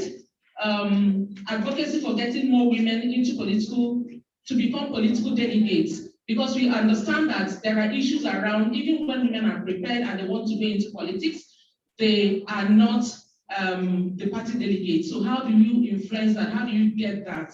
So we talked about doing a lot of advocacy. We talked about building constituencies and getting women to be prepared. We talked about getting women in positions of influence within political parties, and not just women leaders within the political parties, but they can hold positions of influence within the political parties. We also talked about defining our goals and our ideology to ensure that we fit in. We also talked about carrying out research on what has worked, studying Nigerian situation, and using that, because most often when people give examples, they give examples of Rwanda, they give examples of other countries, but we still have successful models and areas we can look in internally. So we need to do that research. Finally, we talked about building a strong women's movement. That right now there has been a lot of arguments that we do have women's movement, but how strategic and how influential are they, and how connected are they to the grassroots? Because what we see is that the elitist women are the ones driving this agenda, and there is a disconnect between them and the community women and those who are at the grassroots and who are voting, who are actually doing, who are actually voting. So we need to build a stronger women's movement. I think, don't worry, I think that's it. Thank you. I think we need a louder round of applause. We were 7 minutes and we used under 5, so it's doable. Is democracy at work? Which other group is what next? Which one is ready?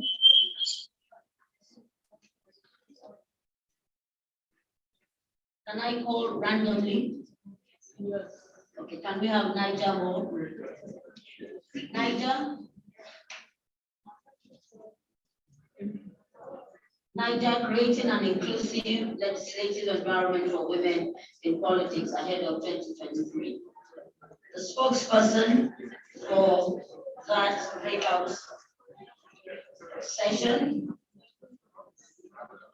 Okay. Lagos Osun, are you ready? Lagos Osun.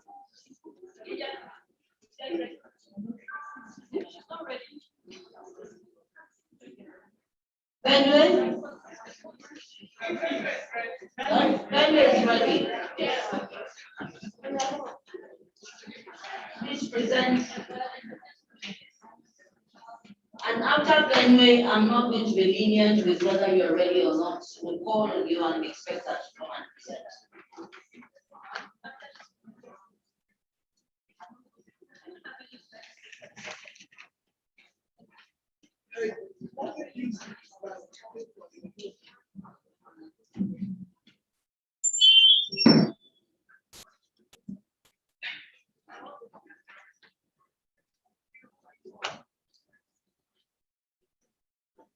Good afternoon, ladies and gentlemen. Well, for our group, we looked at campaign financing and critical resource for women ahead of 2023. I'm sure you agree with me, yesterday was quite short and we were not able to discuss those issues. But today we took a look at it and the group came up with critical solutions. We were not going back and forth.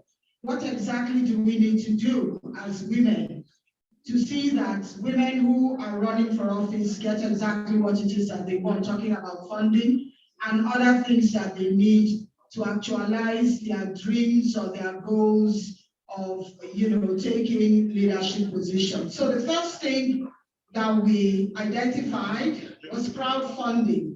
Everyone keeps talking about crowdfunding, but we forget that at some point, people don't even know what it is that they're asking. They don't know how to ask, and they don't know why and where they should be asking. So we said women need to understand what the brand is. First, you brand yourself. You must understand what it is, and you brand yourself, and you put it forward there so that people can understand what it is when you decide to crowdfund. You have to stand for something. As we said, nobody will put their money on you if you do not stand for anything. What are you going to do? What are you hoping to achieve? Why should I put my money on you? So we're saying that you've got to stand for something or you fall for anything. You have to be very credible. It doesn't matter what office that you're running for, you must be credible. Even before you start to run for office, people need to know that you have the credibility so that when you step out, they are able to say, look, I want to put my money on this person. And we had the example of the woman who was running for office in your state. She worked with Women Radio. They helped to put her across. They tried to raise money and they were able to do that for her. Now, you also have to understand that you don't ask amiss. What are you asking for? Because the people you're asking for money from, they don't know who you are. You're right there on social media, wherever you are. They're trying to raise money for you. Some people are even putting their own credibility at stake to ask for money. So that's what we looked at when we talked about crowdfunding. We also looked at private sector partnership. There's no way you can think about raising money as a woman who wants to run for office and you don't think about the private sector. In fact, that's exactly where the money is, outside government. So we said, look, for the private sector partnership, what you need from them is money. That's the truth. Many of them have organizations that have some kind of product or service, but at some point, when you're talking about a private sector partnership, the goal there should be money. And the idea is for you to know what you're asking for. We did say that you must have your plan, because if you're going to ask for money, you're going to an organization and they say, do us a PowerPoint presentation. Why are you asking for this money? What are you going to use the money for? You should be able to take them from A, B, all the way to Z, so they know what you're asking for and they're thinking exactly how they're going to put their money down on you. We looked at resource mobilization. Many will think that when you talk about the private sector, you're also looking at resource. Someone will want to give you, give you their time. Some will want to give you their product. So we'll put that under resource mobilization, where you could reach out to the woman who wants to run in cash, and you could say to her, let me do it for you in kind. Like those who have media organizations, because we keep talking about the media, we can give you airtime once a month or once in 2 weeks. Come, this is what we'll do for you. These things cost money, but they'll give it to you. Some want to give you their product, some want to put you on their billboards. These are some other ways that they can get to help you actualize your dream. Then we talked about media visibility. We've talked about that. You need to reach out to the media. Some say the media don't come to them. You have to step out of your comfort zone, reach out to the media. Give me some time. We need to talk about this. We looked at being visible. That's it. When you're dealing with the media, you have to always be there. Articulate your plan so that when you're talking about this, they're interviewing you, you're not going back and forth. You're sticking to what it is that your plan is. Then we looked at human resources. You learn to manage folks that work with you on your campaign. It's about you telling them exactly how it is. Not that you have money and you're lying to them that there's no money and they're following you all over the place. You must make them understand that this is what it is. Let's do this. When this happens, this is what I'm going to do for you as my constituents. Other things we looked at in that group, we talked about leveraging on social networks, your family, your friends, your own friends, your colleagues, your associates. It's about reaching out to them, letting them understand also that they can reach out to other people. When people talk about you to people who know them, because of their own credibility, they are able to help push your cause forward. Then the issue of godmotherism came to the fore in our group. The men have godfathers. What's stopping the rich women who have the money, who have the clout, who have the personality? What exactly is stopping them from reaching out to women who want to run for office? Some people have money, they don't even want to step up. But your money can actually push another woman forward who will be able to do something meaningful when we talk about political office. So we say identify such women, reach out to them, find a way to get to them so that you can help push your cause forward. We talked about leveraging technology, telecoms, and those products that help to push your image or your brand, find a way to reach out to them. Then we talked about barter.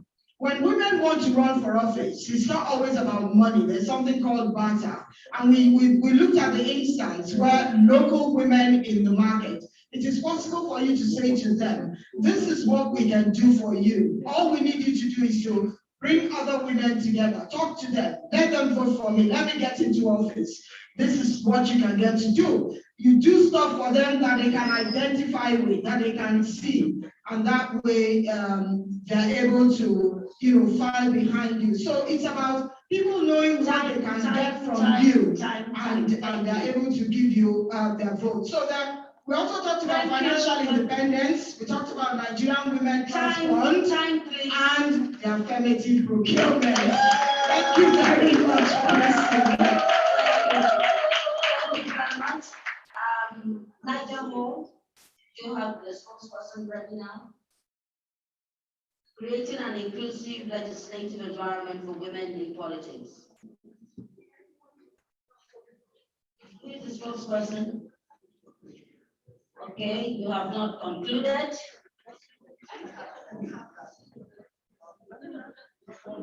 Lagos Osun. Lagos Osun.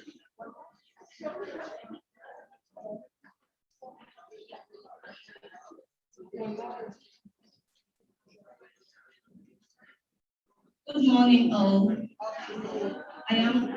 afternoon, all. I am Sylvia Ejioko from Aspire Women Forum. We talked about the challenge too. We talked about social violence that women face. One house, please. Please, one house. Okay, we said we should be able to, they said women that come out for politics, they are prostitutes and all that. We should be able to, have confidence within ourselves, and then we shouldn't allow people to talk down on us. And then we talked about women having mentors. The women that are more experienced in politics should be able to, mentor the younger ones so that they'll be able to fulfill their political career. And then we talked about the pressure that women pass through when they come out to campaign. Men they have more security than women, so we should be able to provide a legal ground whereby women can come out and then express themselves in their political career. Okay, we talked about women standing firm standing firm. We should be able to come out to start giving excuses. We always give excuses based on our children, our husbands. We should be able to come out and talk about our political career, especially when we have meetings. We always say, I can't come out by 10, I can't come out by 8. So we should be able to, do what we should be able to do.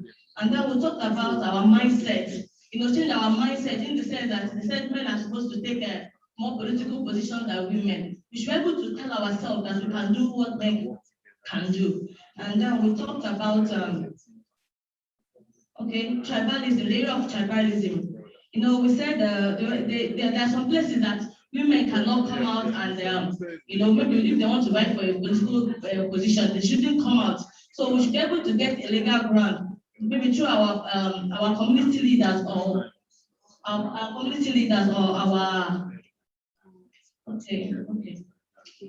Then we also talk about the rigging of election. Some people are very scared. They think that they will not win that position. So those fears, we should be able to conquer our fears. And then we talked about getting female lawyers and then security personnel that will be able to help women to fulfill their political career.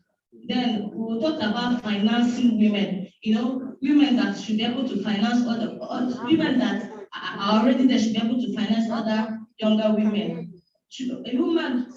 We should have a budget. We should be able to create a budget through the Ministry of Women Affairs. Then we talked about women loving each other. When we love ourselves as women, we'll be able to achieve a lot. Just loving ourselves. Not when you see a woman that needs, your fellow woman that needs a help from you, that comes to ask you for help. You'll not be like, how can I? But when it's a man, you'll be able to help. So we should be able to love ourselves as women. Okay. We talked about sponsorship. Yes, that is in the area of mentorship. So, and then we said, we can even decide to sponsor ourselves, even if maybe they cannot be able to sponsor us. Maybe we don't have a legal ground whereby we can get a sponsorship from the women affairs. Then we talked about having confidence within ourselves. Then when you get a person, just have confidence within yourself as a woman.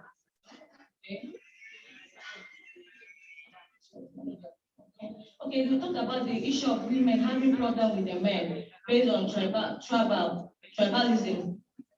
We can conquer this through believing in ourselves. Okay, we talked about, we should refuse to be intimidated by the men. We should refuse to be intimidated. We should be able to stand firm to what we believe in.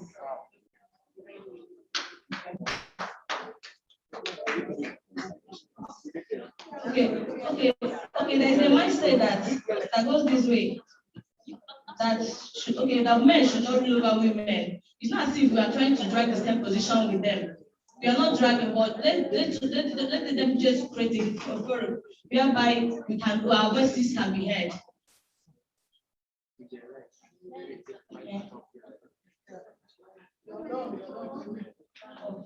Oh, thank you. Thank you.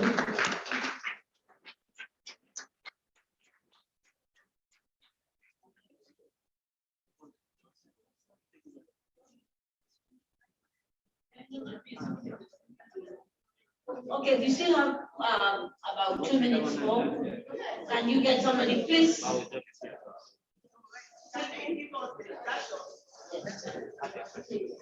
Good afternoon, everyone. My name is Rubu Kelechi. I'm from Air Women Development. Okay, so we talked about challenging social perceptions and violence against women in politics. We, enumerated a lot of challenges that women face in politics. Now, we talked about how do we cope those challenges? What are the solutions to this? So we came up with the issue of mentorship. We said we should be able to mentor younger women in the terrain. We should be able to bring up those who have gone ahead. They should be able to mentor younger women. We also talked about arresting the issue of stigmatization. because stigmatization has become a weapon, and they're using it very well, and they're really succeeding in it.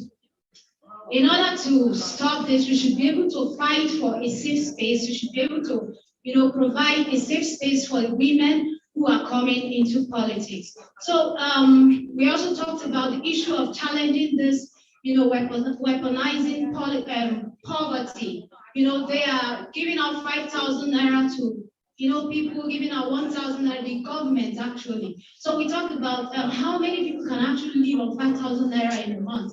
But this is what they're giving out to people to be able to, placate them or whatever it is they're doing. So we say we should be able to challenge such things. We should be able to speak up against such things, because these are the things they use in buying votes, and at the end of the day, everybody goes home and they wait for the next 4 years. So if we narrow down to these things as women, we would have been able to address some of the issues and would have been talking about it. Thank you very much. Thank you very much. The last group, creating an inclusive legislative environment for women in politics. Who is going to speak to this?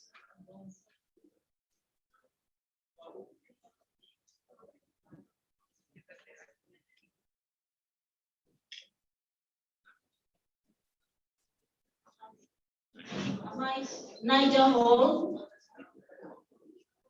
Do we have somebody presenting? Number 2, please. Are you the one?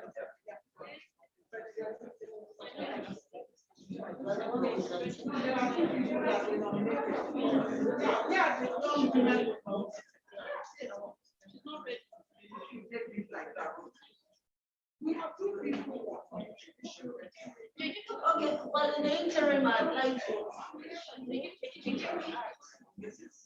This is from Lagos Football.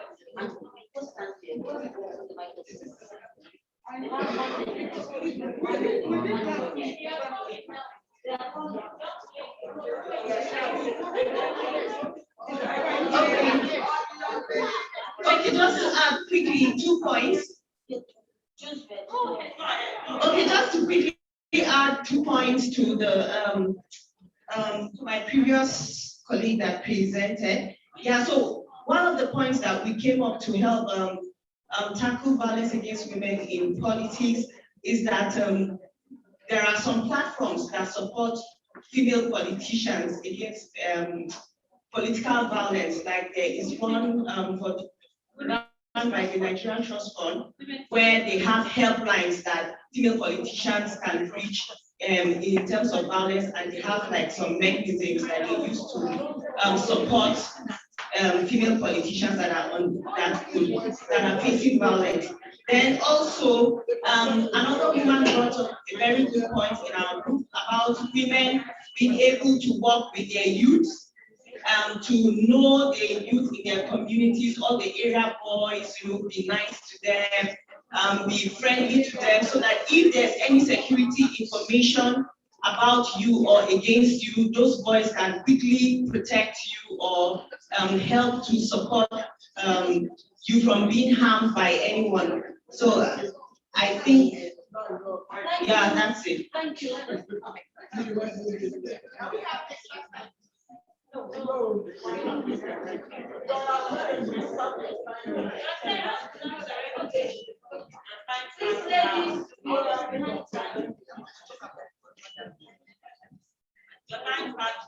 Sorry, good afternoon, everyone. I'm actually very sorry, I didn't know I was supposed to come up here. So I'm just saying something from my head from what we talked about in the meeting. So,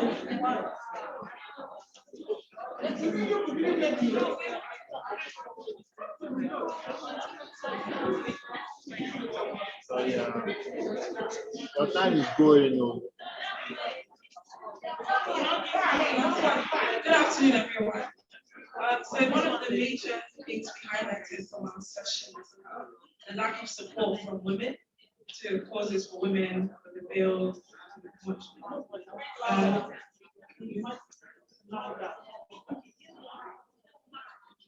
we mentioned that we needed more women to know about lobbying tactics beyond just presentation and then attending programs and events. So we need more women to have more in-depth knowledge of how to strategically lobby. Okay, basically we talked about aside from lobbying.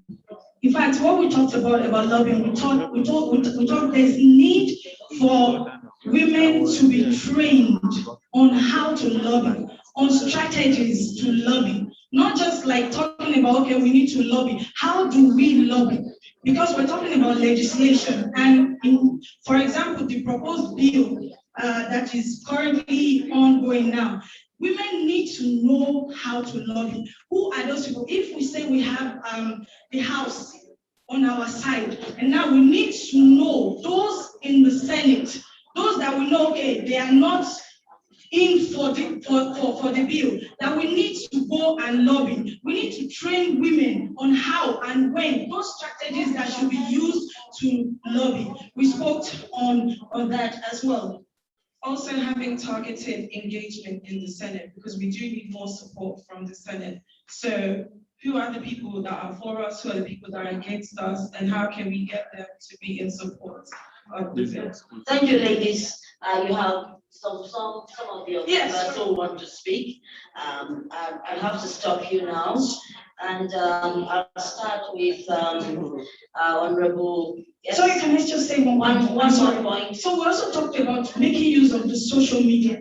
One thing that we highlighted was there are a lot of work that is being done by some of our the honorable members already. Now, what we should do, we should collect some of the work that has been done, using them to start. Can we have one house, please? Please, we need to be disciplined.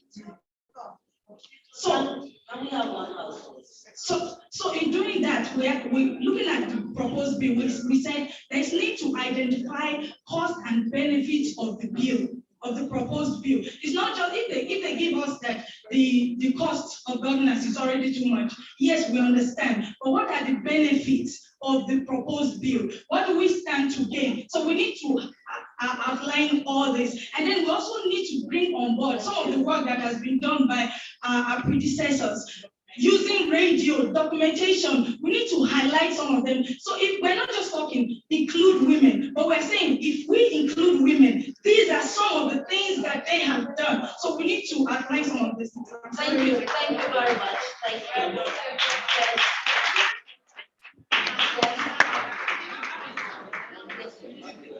Thank you, young girls. And we have to appreciate her because we are training. What we also said is that a lot of men do not understand the bill, especially as she mentioned in the Senate. Some are saying, okay, we are saying one additional senator, and the 3 senators have a geographical location. Where is the woman's location? There are only 3 senators: Central, South, and North. So, or East, West, there are only 3. So where will the woman? Is she going to take over the whole state?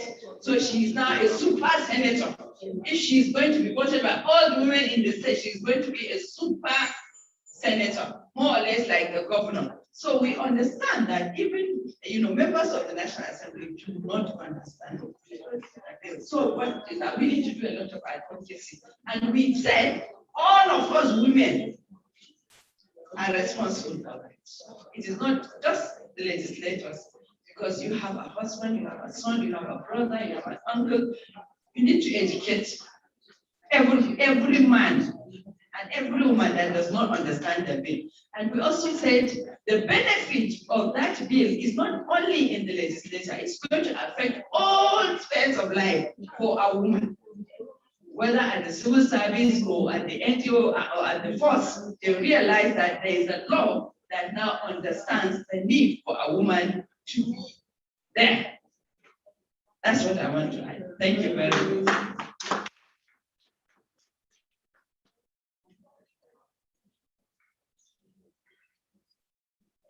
Okay, that 1 minute is just about enough for me to wrap what we said. And I'm just, we put it in 3 areas that are actionable. We said we will need a comprehensive media strategy that will underpin all that we are doing in terms of the lobby. We need a strong lobby, and we also need a clear advocacy strategy. And we said in this, amongst us here, we need to place the people who will work in this, want the action to start now. And we want each person here to recognize that they are part of the lobby group. So as you step out here, please start from where you are. Speak to your husband, speak to your partner, speak to your children, and that we should remove, because it's about narratives. The narrative that is going to be expensive is a separate issue from the narrative that we need inclusive governance, and that representation has some costs. It's not always about the monetary cost. Look at also what is being lost by not having a fair representation. So we need to do the cost-benefit analysis underpinning this and have our arguments really clear. And as my team has mentioned, targeted lobby of the senators who might be proposing this. Let's find out who they are, do a power analysis and follow them. Let's know who goes with them. Bless you. Thank you. Thank you. Thank you all. I think you all deserve a very loud round of applause for yourselves. Having said that, the team lead of each of the breakout session would please plead and expect that we put all of this in context, 1 page or 1.5 page pages, so that the issues that are lost can be actually documented. It's important. I know that for some of us, public speaking is not our thing, yes, and we cannot castigate you for that. But it's part. I'm sure it's part of the strategy that you must learn and be able to work with, because if you are going to lead people, you should be able to speak to people and at any forum. So team leads, please, I would expect that we get 1 page or 1.5 pages at most of all that was discussed and the salient points that we actually were expecting that should be presented out here. Thank you all the same. We are moving on, and I did promise that we'll have like 10 minutes of interactive session before we go to the final activity for today. So if there's anything that you think was left out, was not said, I'm not going to call on those that have spoken before. I want new voices, new faces. I'm going to be blind to those who have been very loud and very articulate since we started yesterday. I want new voices. New voices, yes? Yes, you want to ask questions or clarification or anything you want, yes.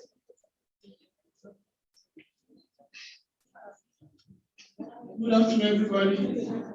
Like we are discussing, this bill we are talking about, some of us are just hearing of it here now, and we are all going to be advocates of it when we go out.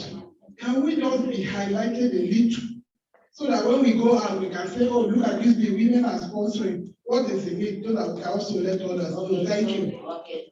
So we need more visibility for the bill. No, please. You would give back the microphone. Any other person? Yes, please. No, please. No, please.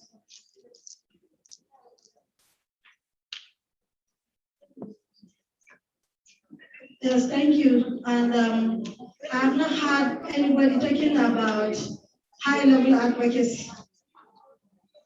We have invested so much in advocating for inclusion of women in governance and whatever, but high-level advocacy, I don't think is there to traditionally leaders. For example, coming from Sokoto State, I know a Sultan have a voice. As far as you talk about involving women in decision making, I know it will go a long way. And we are looking for that opportunity.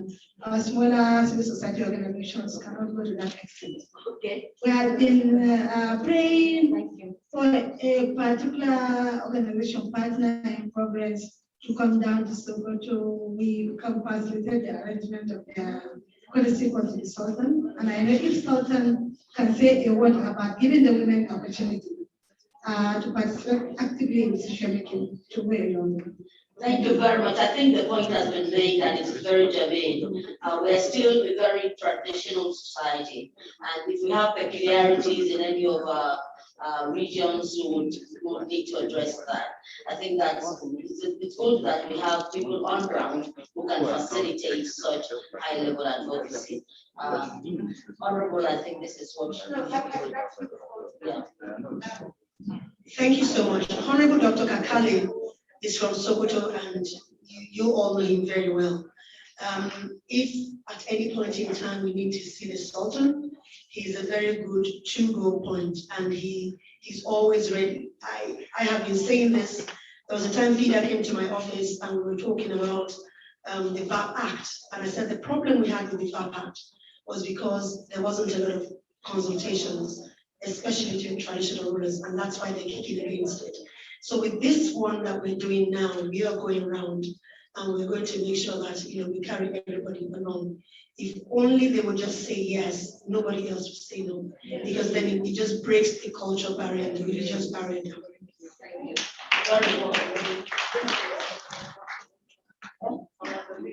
Oh, okay. Yes, there's also the need to give more visibility and understanding to the bill. To the bill by Senator. The bill.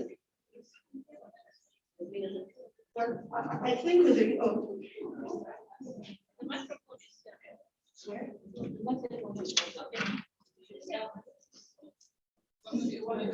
I recognize the woman. Oh, sorry, that was the microphone? No. Oh, okay. Thank you very much.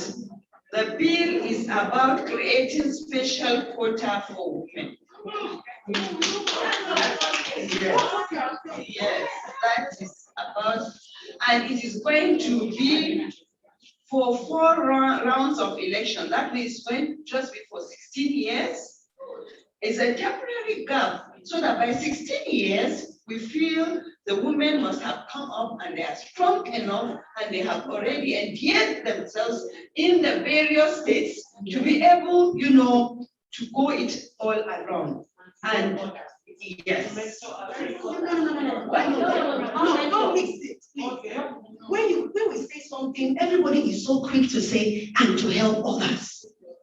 Perform first. Perform. Let's see what you can do. Stop latching on to, oh, I need to tag into somebody's skirt. No. What we are saying is, when these women are given the opportunity to serve, they must serve and endear themselves to the people, so that when other people say, look, we also want to contest, there will be no barriers. It's not help others, it's perform. If we put you there, we need to get that straight. We are so quick to say, oh, I need somebody to hold my hand. Yes, they would hold your hand, but who is there now? Is the person performing? We had a setback when we had a minister who was female, and she did so much damage to the finances of this country. That was a setback for us. And a lot of people kept saying, we will put them there, they will just offer the whole money. So we need to have women that would perform first, and then they can bring others up. If somebody that is there is performing, you have a role, a ladder to step on. They will say, oh, this woman is bringing out all the advantages and all the peculiarities of a woman. And it is not, please get it right, it is not for the women that are presently in the National Assembly. All of us that are here, we must have fought 10 times much more than the men to be able to be there. So when you talk about helping, we are not doing justice to ourselves. Go there and prove yourself that you can do it and you can deliver. Don't be there because you are a woman. No, we are not going to do that because we want more women. No, we want women that are capable. That's why I said when it is enabling environment, you have to be the first person to enable us to tell, to tell the world that you can do it. You have to have the passion, you have to have the stamina, you have to be strong to be able to face all the insults and all the challenges. Then we know you are strong enough to be there. We are not just going to put you there or push you there because you are a woman. No. Thank you. And I said it's for 4 rounds of elections. And it is going to affect both the National Assembly, the Senate, the House, and the state. And that's it at the initial stage. Please, thank you.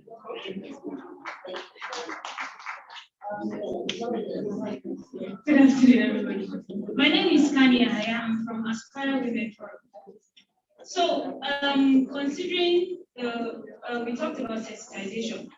So I'm of the opinion that as much as we want to sensitize people, we should do it in the language that they understand. So she said something about the act. A lot of people not even knowing about it. It is in this forum that they are coming to terms with it. Beyond putting it out there, let us take this step, take it to the grassroots, take it to every woman, take it to the market woman, print it in small pamphlets, preach it as a message, let them be conscious, let them carry a consciousness of it. Then the Women's Trust Fund that we are talking about, understand that it comes on and off. During election, it's active. After elections, like we don't hear much about it. So if we are going to contribute in our group, we talked about crowdfunding. If we're going to contribute, let us do the crowdfunding into the Women's Trust Fund. Let the Women's Trust Fund be the ones to manage the resources. So that it's just an opinion. Yes, it's just an opinion. So women that this can you just make your point? Yes. So that women that have, or women that are into billionaires, women that are of they have a lot of resources. Who have the means? Yes, who have the means can also through that channel put monies there, and then those that are coming up will be able to access. They'll be able to use the money for that. Thank you very much. We need to correct. Do you want to get it? Yeah.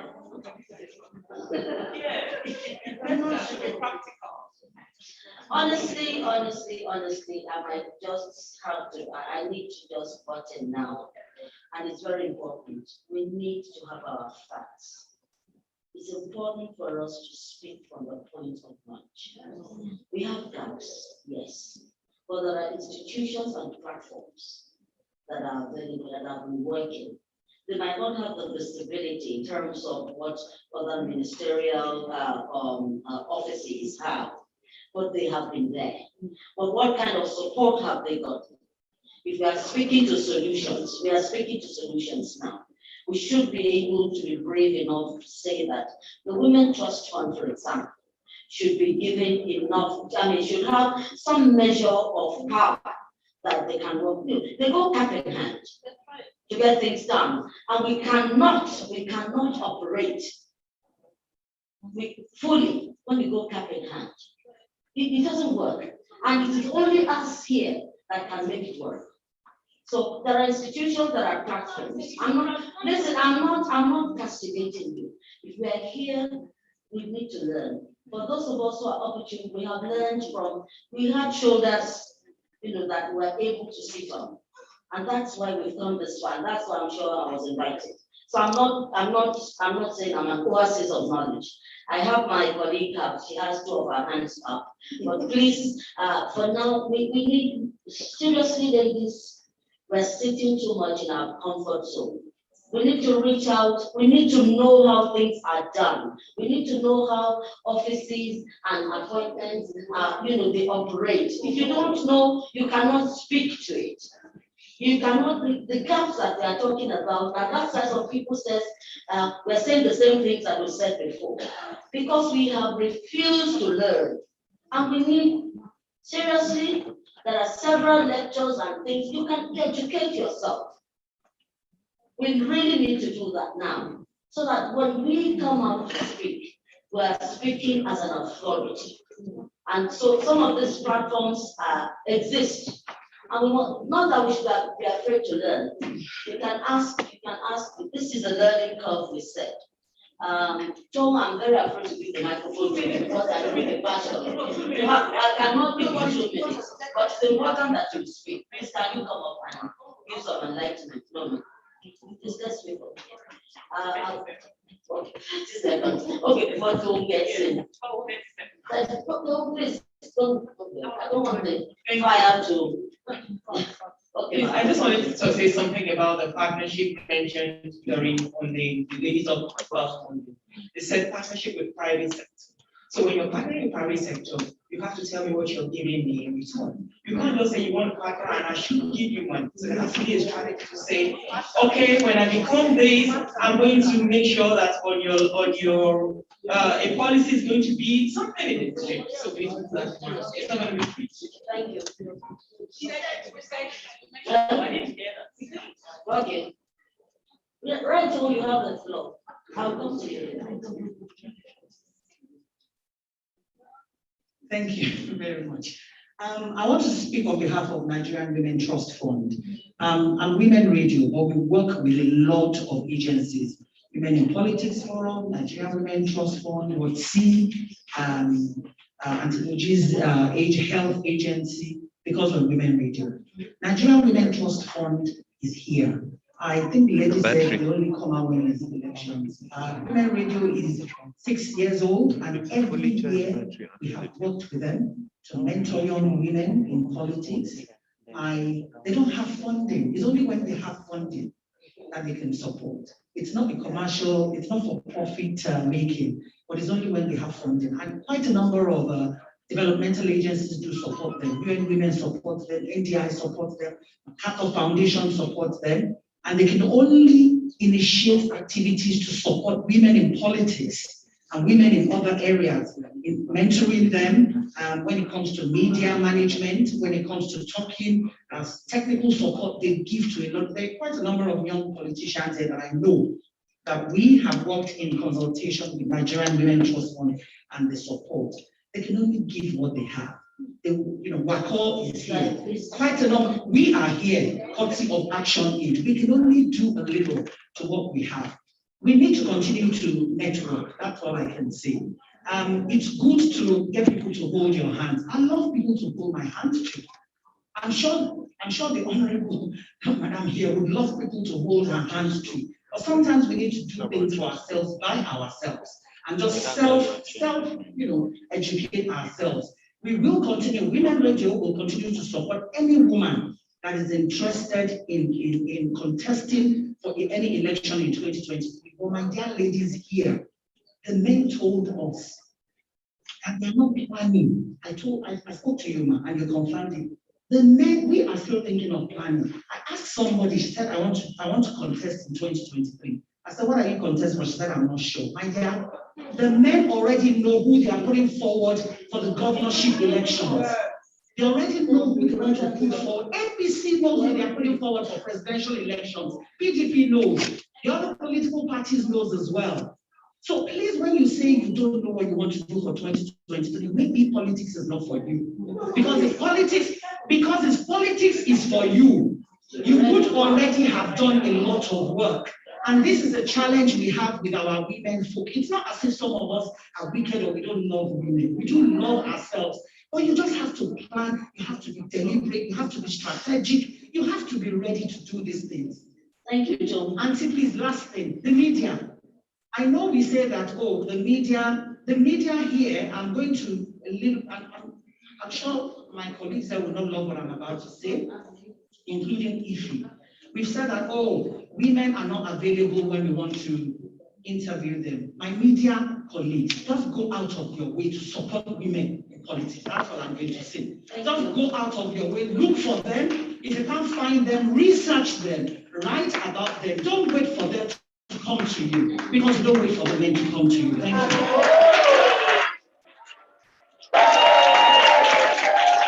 Well said, women, you need to make yourself available as well. For a producer, you find out that the energy you dissipate in wanting a woman to come on board, you find you don't need all that energy. The men are ready to come. But for our women, you cannot catch our women off guard and say, listen, can you do something quickly? An interview here, say, can we make it? Oh God. Especially if it's TV, especially if it's television. It's about what they are wearing or how they are looking. The men don't care. So, but seriously, but these are serious issues. Can we bring the mic here? Honorable has been on her feet since yesterday because she wants this to work. Most of us just sit and look. It's not about that. It is hard work. It is not glamour. Politics is not glamour as much as yes. It is hard work. And the women that are in it will let you know. So please let's just give it up to all the women in politics that are doing us forward.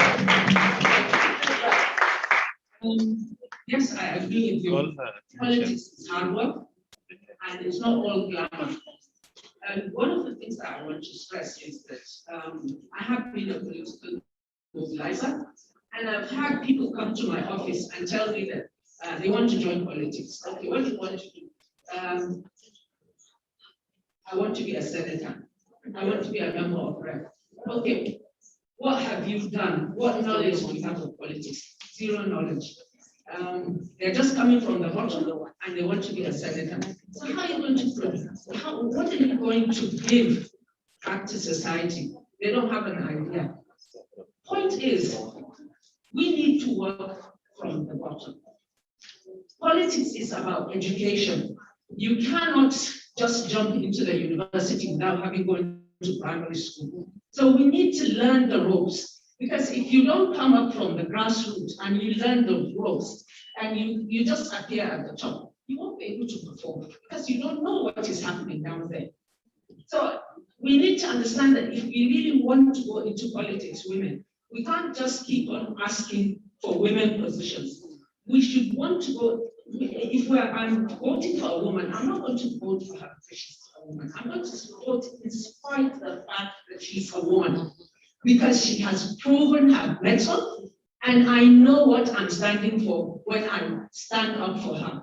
So what I'm saying is that women, we need to understand that we need to go there and be councillors. We need to go there and be chairmen. We need to go there and be secretaries and what have you in the local governments, and then come up for that appointment. If you want to be a commissioner, first you need to know what it is that your community is up to before you get into the commission. Where you have a woman, we spoke about some women who came and they disappointed us. Yes, they disappointed us because they didn't have knowledge. So they couldn't, you can't give what you don't have.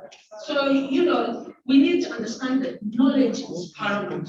And we have to have the experience because it is only experience that stands for you. Yeah. Thank you. So thank you very much. One second. Okay, I have just one solution. Sure, our problem is money, right? Our problem is funding. Why don't we get Women's Trust Fund, again, I'll call a Women's Trust Fund, and ask them to be the gatekeepers here, for example. If we will go out there and get 40 million women, which means go to the markets, wherever women are, and ask them to give 1,000 naira a week only. 40 million women will give you 4 billion every week. 4 billion every week would be something that we can use as women. And I think maybe we should start thinking at crowdfunding in that perspective. Thank you.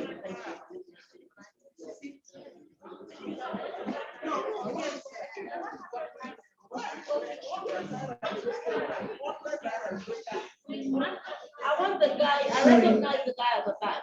Yes, he for she in a minute. Yes. He for she in a minute. Hello, excuse me, please. I just wanted to respond to what Dr. just said now. If we are to crowdfund money to Women Trust Fund, everybody in this room we want a piece of that money. Whether the person wants to contest or not, they have seen slush. Everybody wants it. It's free money. But it doesn't work like that. Let everybody crowd fund whatever money they want for themselves and be responsible to those who have given them that fund to say, look, this is the money that I've been given. I'm responsible to you and I will pay it back in this way or that way. Thank you.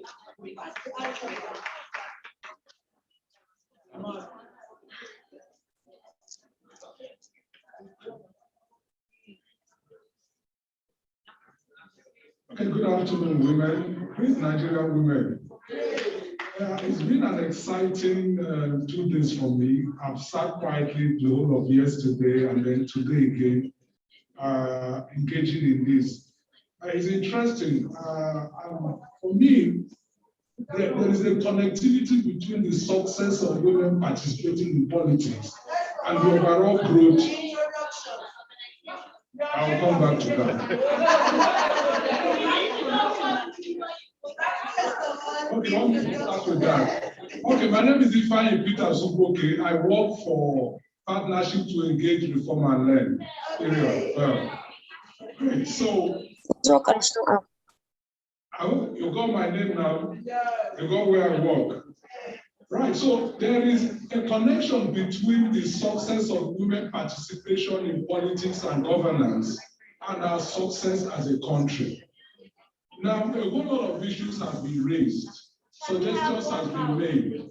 Now, there are some critical issues I also want women to explore. Now, politics is local, we've said it. I'm quite happy that some women have said that they are grassroots mobilizers. I would like you to please do more of grassroots mobilization. Connect with your grassroots. I like what Miriam said. Miriam talked about her experience, her Lagos streetwise, and how that connects her to the grassroots. If you connect to your grassroots, you begin to pick up the issues that matters to your grassroots. And if you are selling what difference you will make, well, that makes a lot of difference. A lot of questions have been asked. Is she not the same with others? What difference will you make as a politician? What difference will you make for your local community? And if you define that, clarify that, send it in the message, your locality will understand. And in doing that, you can crowdfund. And I like the point the Honorable made. If you crowdfund, that means you sell yourself, you crowdfund for yourself, you account for the money, right? And everyone can trust you. Trust is an element. Thank you very much. Thank you. Thank you so much. Yes. Well, thank you, participants online, and thanks for the compliment. Thank you, Auntie Tom, for the truth always, from emoji, blah, blah, blah. Thank you so much for the recognition, and of course, the compliments. Please, can I just say something? Make it as short as possible. Mine is very short. I'm Emily Hide. I work with NIMS. Yesterday, there was a presenter, I can't remember her name. She talked about how she started from the grassroots. She said something about restoring confidence, because right now the public don't have confidence in our politicians. And she said she faced challenges, not as a woman, but general challenges. And what I thought we should also look into is the way it has been done in Nigeria is when it's time for election, people go out. Maybe when it's like 6 months to election, they come out, they give people 5,000, 1,000, they give people 50 naira to vote for them, and they make promises. That's what we're used to. And after election, when they have won, they are gone. We don't see them. And that's why the people don't trust our politicians. The women want to come in. We need to come in differently and do it better. Now, for the aspirant, we don't wait till we are coming up. We want to put our names up before we start doing things. Even if I'm not ready, go to your place, go to your locality, do something. Make yourself known without even, you are not even coming up for election, but do something. Thank you very much. I think we have articulated that variously and today. Well, we have this suggestion online. I suggest we have conversations with the aim of understanding why the great women who ran for office did not win the seats. That can create a repository of information and documentation of experience, and I think that we have actually said something to this and learning that can form a larger contribution for what to be aware of and consider when we run. Data, records, and access to information should enable us all make better decisions when it comes for leadership participation in Nigeria. We have to ask people living with disability what the terrain looks like for them and have an approach for including everyone in this conversation. I think yesterday was even an eye-opener. We couldn't, our sister who did not have access to the podium, and even today, there's no access to anyone that, that is maybe needing the wheelchair to move around. So we need also, we haven't done anything for people who have disability with seeing or hearing. We don't have an interpreter here. So these are issues that we should consider moving forward and moving fast. Yes. Honorable, are you ready? Are you ready? Yes, wait.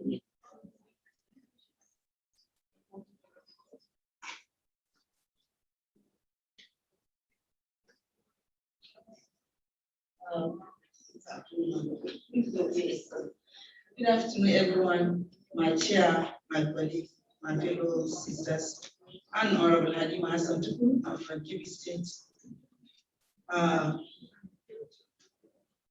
One of my sisters here from Sokoto. Sokoto is one of our sister states. It's after Sokoto, we create Kebbi and Zamfara. So it's the same thing we are facing in that angle.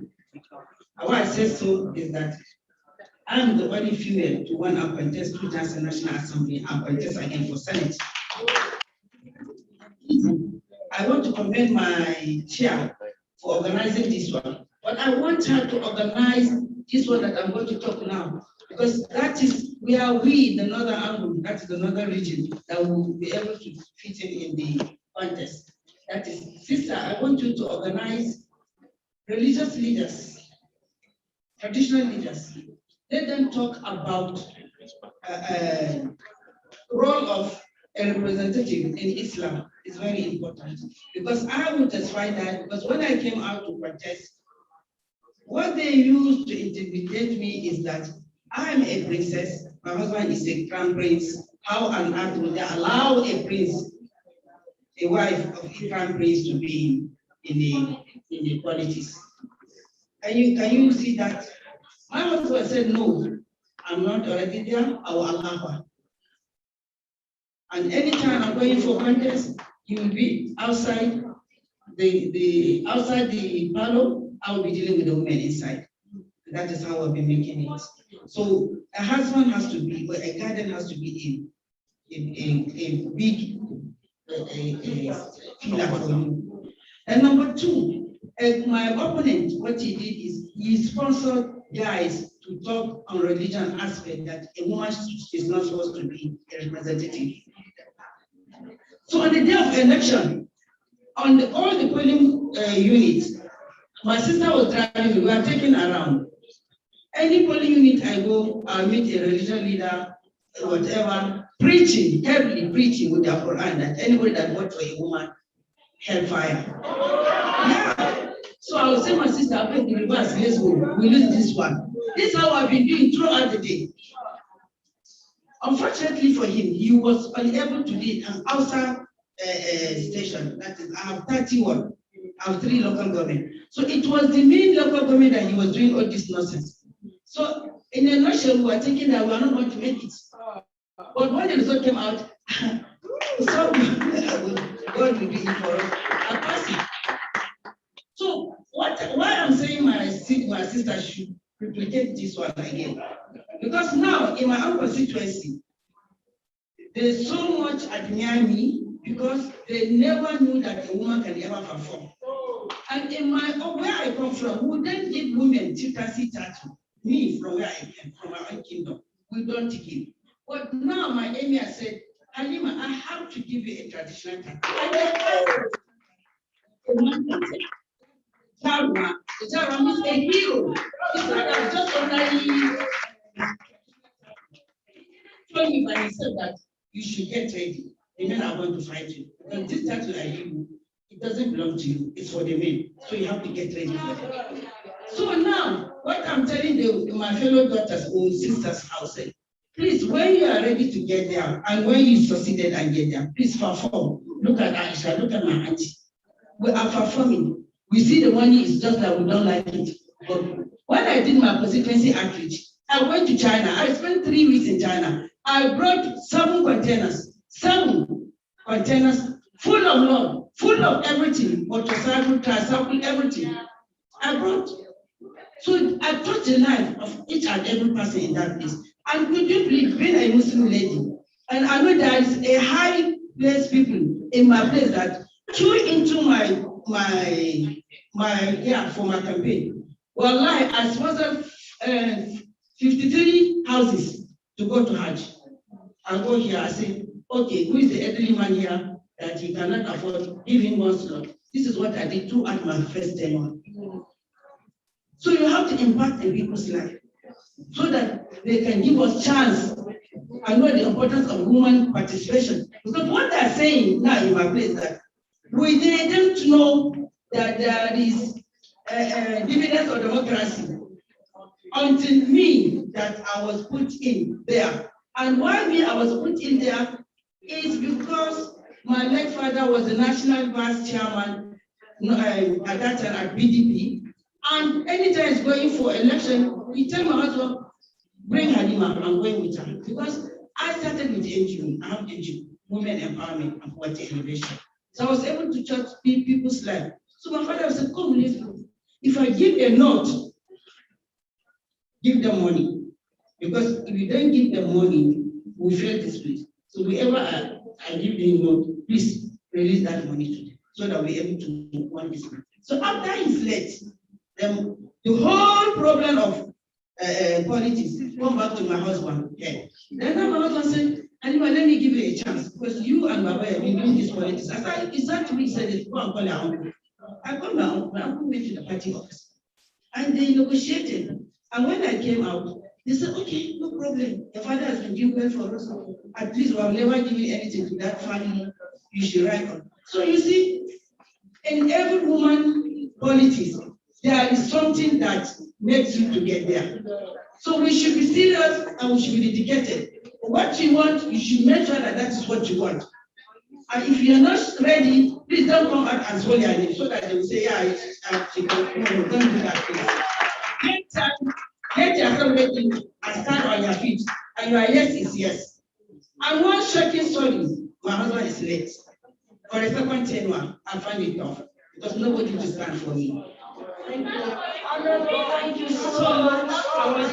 I do it roughly. Alhamdulillah. Thank you so much. Very much. I'd like to commend my colleagues that have been here with us all day. We will soon be reading out the communique, which will be very important for your reports today. Thank you very much for your patience and tolerance. We're in it together. Our women. We need to have another slot, experience sharing. Yes, because yes, with the young ones, so that they know how the terrain is and how we can walk through it. Yes, not in Abuja. We have to take it. We have to take it right. This is not served at heart. Right. Thank you very much. Can we have one house, please? Can we have one house, please? Thank you very much. I would like now to call on Dapo. I call him Mr. D. He has been such a he for she since I knew him about how many years back? Before you had your gray, actually. And he has been consistent and constant. He's going to talk us through the next segment, which is very important. And I'm sure this is also very important for members of the fourth estate of the realm, because the meat of the stories that you would need to include in your reports will be in this next activity. Over to you, Nafo. Thank you very much indeed, ma'am. I've always wanted to do what I'm about to do now, so let me just do it. Great Nigerian women! There you go. Thank you very much indeed. It's been an amazing 2 days, and it's opened up a Pandora's box of issues, challenges, but also opportunities. Can we encourage our friends to please keep it down at the back? Honorable, don't worry, our team will sort that out. And the team, please make sure that our friends at the back are as quiet as possible. You know, a lot of us have been talking all day. People are hungry. And you know what they talk about when they say a hungry person is an angry person. So let's try and finish with smiles and with joy in our hearts. What has happened in the past few days has been absolutely remarkable. And I don't know about you all, but I actually feel a sense that this is not just an event, it's the beginning of a movement. I've seen people in this room who have connected, who haven't seen for 10 years, 5 years, 50 years, 20 years. But when they tell you the stories of how they've been working together to push this same agenda, and they've now reconnected on this platform, you get excited. You can even get goosebumps because you know something is about to change.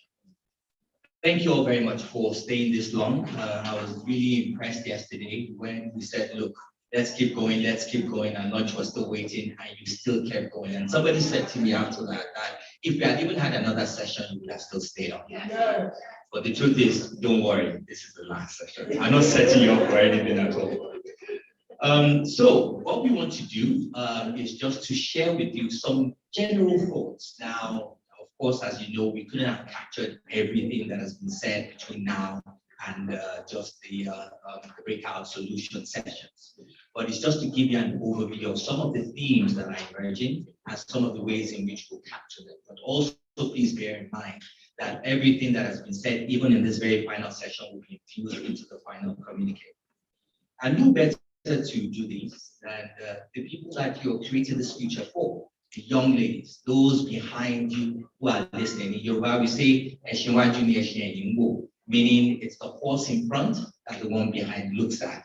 And even I, just listening to all of you, your experiences, the case studies, I mean, definitely any young person, and of course our friends online must have learned a great deal. This has been a masterclass on so many, many different levels. Let's clap for ourselves. So we thought, well, to try as much as possible to at least spread out our voices, because again, what we're trying to do is be as inclusive as possible. We of course know our country is very diverse, and therefore we may not be able to capture every region of the country, but we're hoping that the voices that you will hear today that will read out this communique reflect the future and the people who will be in charge of leading this charge for change. So let me first of all call forward Sermon Ubwa from Benue State. Sermon, please.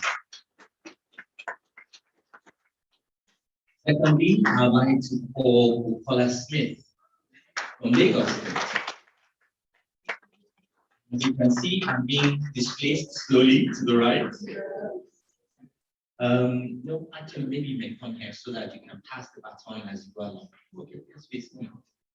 And then thirdly, Hassana Ahmed Ibrahim from Kogi State.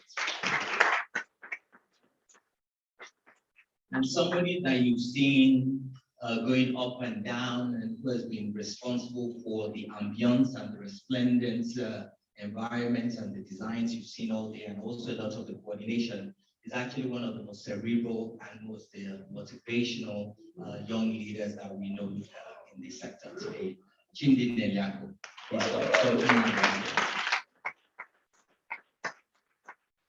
Can I ask that you move a bit further so everybody, because there's a pillar in between. Are we good? Are you fine? Yes, why not on stage? In fact, let me do the following for you.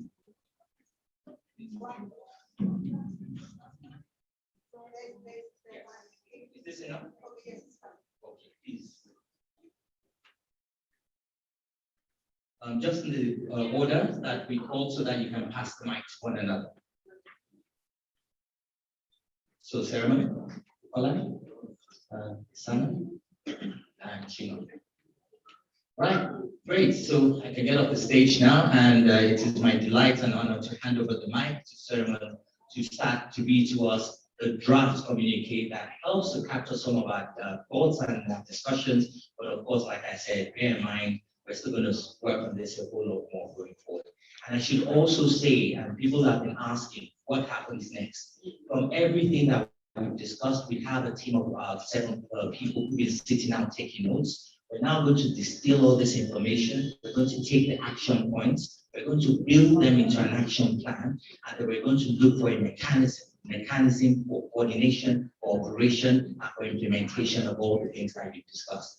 We do hope that everybody's email addresses are available, because that's what we'll be using to keep you updated. So like we said, this is a step, just one step, but definitely there are many more steps ahead. All right, everyone, the floor is yours. A round of applause for us.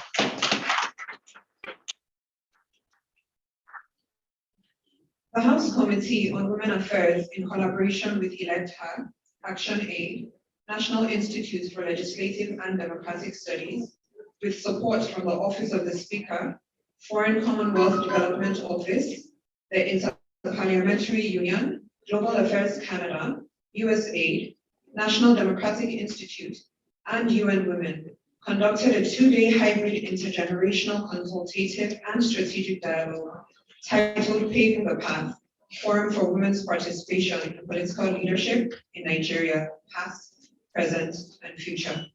The event was held from September 16th to 17th, 2021 at the Transcorp Hilton, Abuja, where key stakeholders from the public sector, civil society, non-governmental organizations, donor agencies, and citizen representatives in Nigeria and abroad deliberated on the issues, challenges, and the way forward to facilitate and enhance women's participation in political leadership in Nigeria.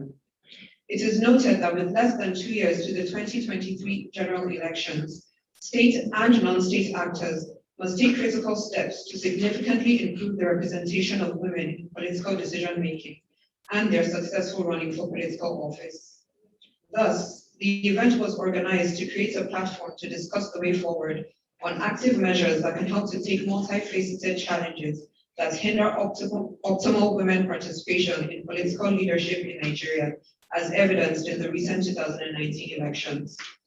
Despite spirited and concerted efforts and actions through targeted programs and activities, legislative interventions, mobilizing of resources, and developing awareness advocacy, among others, little has been achieved to validate the significant efforts and investments made to achieve the expected outcome of increased women participation in political leadership in Nigeria. In this regard, the following key themes were discussed. 1, challenging social perceptions and violence against women in politics. 2, creating an inclusive legislative environment for women in politics ahead of 2023 and beyond. 3, campaign financing, mobilizing critical financial and other resources for women ahead of 2023. And 4, rethinking Nigeria's political architecture, creating an enabling environment for women. The opening ceremony provided a formidable and robust platform to set the agenda and for invited special guests to make a clarion call and send a message on their assessment of the status quo, their plans and expectations for the future, and the requirements to achieve it. It opened with a speech from the host for the event Honorable Adeoni Onanuga, the Chair, House Committee on Women Affairs and Social Development, who spoke on the event's objective, which is to pave the path for increased women's participation in politics in Nigeria. In the opening speech by the Honorable Speaker of the House of Representatives, Femi Gbajabiamila, he re-emphasized his resolve to put gender at the heart of his agenda as Speaker by ensuring that legislation that promotes increased women roles in politics is passed while enabling a conducive environment for same.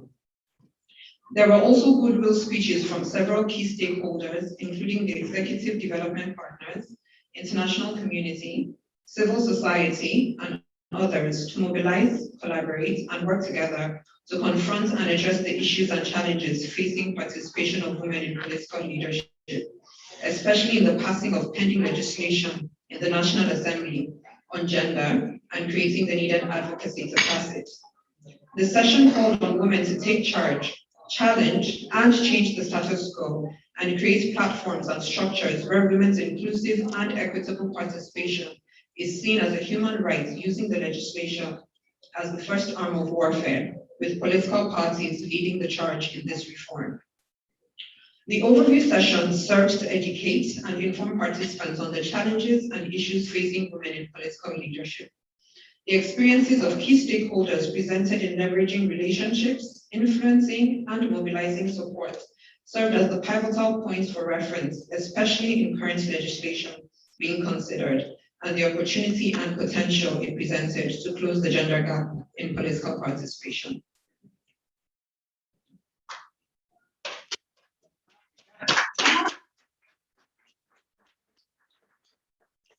In addition to the introductory panel discussion that looked at challenges of women in politics, there were 4 panel discussions predicated on the 4 themes of the event. Several views were shared as detailed below. There was a consensus among the various speakers and the audience on issues discussed during the panel session, the panel plenary and sessions. 1, the paucity of women's representation in Nigerian politics is a danger to its democracy. While there has been considerable progress in women's participation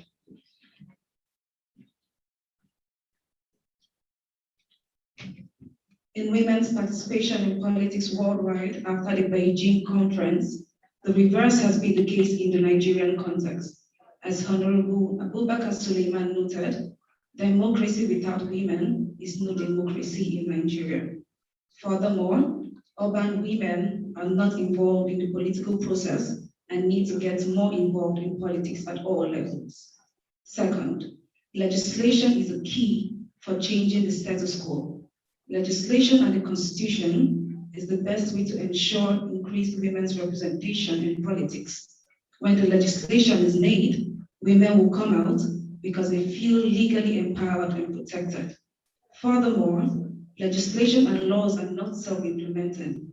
Hence, relevant stakeholders should collaborate, synergize, and strategize on how best to implement and enforce laws and policies, such as the gender policy and the pending legislature at the National Assembly, House Bill 1301. As the Honorable Speaker Femi Gbajabiamila put it, power is not served a la carte, it has to be taken. On another note, a question was raised on the wisdom of having new special seats in addition to the current in the National Assembly for women, considering that the cost of governance is generally said to be expensive. The consensus was that the benefits of the special seats would outweigh this cost, since women participation in politics and governance has always brought development. 3, violence against women is an existential threat to women in politics.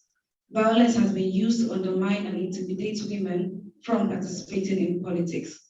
This violence is beyond the physical alone and includes systematic and structural violence. Security forces, religious and social leaders play a big part in determining how this can change. The need to deliberately change perceptions and enable an environment where women can safely partake in politics without fear of intimidation, retribution, or general impunity. 4. There are several other inhibitors to women's participation in politics, including social and cultural norms, prejudice, and hate speech. These social and cultural norms manifest in how sentiments influence candidate emergence as party bearers and eventually election outcomes. Thus, there is a need for reorientation at all levels of society. 5. Internal democracy is needed in political party structures to strengthen women participation in politics. Party structures do not encourage women participation in politics at this time. Most of the parties offer token gestures which hardly translate to any significant impact for these candidates. Beyond rhetoric and mere party policy statements, mechanisms should be put in place to hold parties accountable to ensuring fair women participation in their leadership.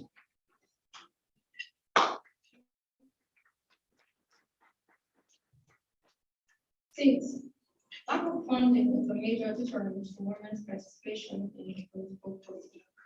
A prominent theme that kept recurring was the lack of funding for women in politics. It was noted that women are largely underfunded in politics and do not have as much access to resources as men. This leads to several women not being able to vie for elective offices or having a complex political process. 7, diligence of political aspirants and mentorship will equip women for success in the electoral and political process.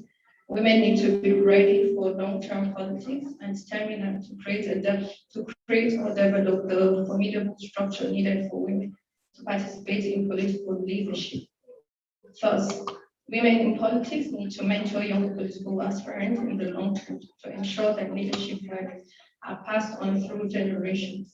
It was emphasized that women aspirants should also stay in the post beyond single-season aspiration or participate in politics and even when they do not win at the polls.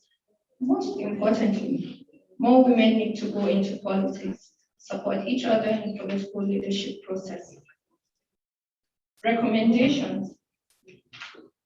1, legislation is critical to ensure increased women participation in politics. More bills that promote women's participation in politics, especially political leadership, should be presented, supported and passed at the legislative levels across the country. More women also get into the legislature to support these bills as they will best support their cause. 2, reorientation and sensitization campaigns will strengthen women participation in the political process. There is need for women to have a strong understanding of the processes and requirements to be successful from political participation, including the role and influence of family, religious institutions, and learning institutions. They also need to understand the structures and architecture of government. Furthermore, there is also a need for grassroots sensitization and engagement. More urban women also need to be involved in the political process. 3, an enabling environment that safeguards women will lead to their increased political participation.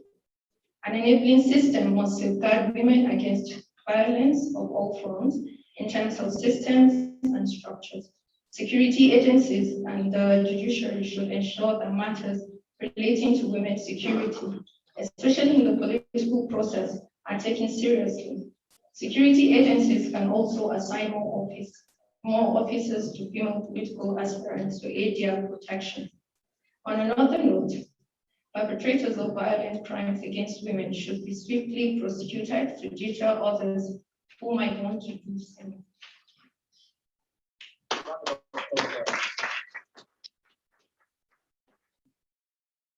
4, a special fund should be created to support women in political offices at all levels. Stakeholders should contribute towards a special fund that will aid women's political ambitions. Similarly, volunteers can support women by taking care of some of their social or financial responsibilities. to enable their increased time for participation in the political process. 5, political parties should be more deliberate in supporting female participation in politics. There is a need for the institutionalization of policies to enable female participation in politics. Mechanisms should be put in place to ensure that the internal democracy of political parties allow for increased female political participation and more leadership seats across all party structures. 6, electoral reform should be a top agenda for 2023. Electoral reform and sensitization is necessary to overcome voter apathy and encourage people to vote for credible female candidates at all levels of the Federation. 7, women should use their social networks to better their chances of winning. Strategic and innovative social networks should be integrated into female candidates' political philosophy and practice to influence campaign financing, electability, and leadership. Social contracts should be used as an incentive to drive or mobilize resources. Thus, women should familiarize themselves with the constituencies and their constituents. Women political aspirants can also build social capital by showing leadership skills and being solution providers, even before contesting for political office. 8, more women should go into politics and vie for political leadership positions. More women need to stop shying from politics and also vie for political leadership at party and general societal electoral levels. In conclusion, this unprecedented gathering of over 200 women from different walks of life highlights the relevance of this forum's relevant themes. Participants' practical recommendations and commitment shows a movement in the right direction towards a change in the narrative of women's participation in politics.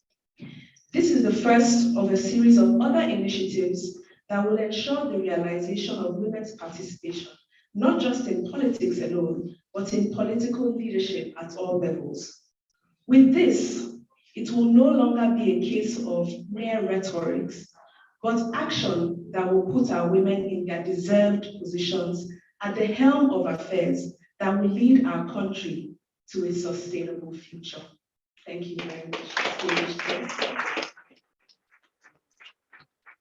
Thank you very much indeed. Thank you. A round of applause for them, please. They are the voices of now and the future.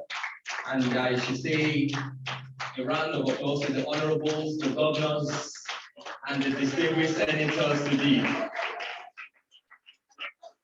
And presidents, vice presidents, ministers, and every role, CEO, any role that has leadership on it, that's exactly where they should be. The sky, in fact, the sky is not the limit, there is no limit. I think on that note, I know that you may have picked up one or two things, but we're hungry, we're tired, and like we said, this is not the final document. We're still going to do a whole lot more. I think this is where I sign out. And let me just say it's been an honor and a privilege to have led the technical team and also to have been part of organizing this initiative. I particularly want to say a very big thank you to my rep, Honorable Adewumi Onanuga. A lot of people will not realize that, like many Nigerians, we don't know our reps at the federal level. And some people meet their reps and they're not really happy with who they are. I am honored and delighted. I am so proud that she is my rep. Thank you very much indeed. And it's been an absolute pleasure working with you on this. Thank you. I would also like to say a very big thank you to someone who perhaps has been the backbone and steering a lot of this in the, shepherding us through the course of the day. And like you said earlier on, a lot of people say emoji. We cannot call emoji. We'll say Sisi emoji. Where we asked her to do this, I mean, she had a lot going on. As a matter of fact, she probably didn't mention, but she lost someone very dear just a day ago. Someone very, very dear. And normally someone would have said, look, you know what, I can't do this. But she said, this is how I feel. I don't know how I'll hold it together, but I can't disappoint you. I will be there and I will get it done. And she has done such a brilliant job. We respect you, we love you, we thank you, we're proud of you, and you are a testimony to the leadership that we need in this country. Thank you so much, so very, very much. And I think with that to you.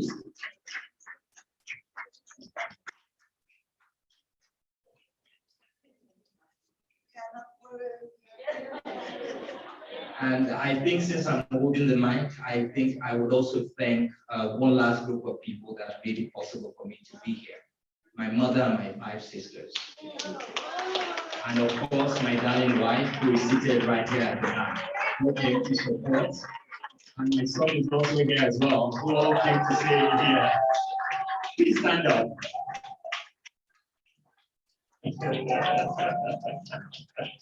As you can see, my son has joined the rapporteuring team. This is why we do what we do.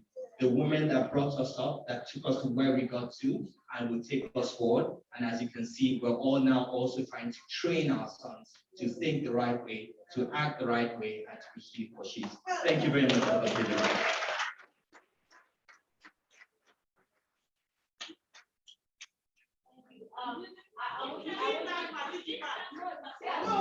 Somebody else is going to. In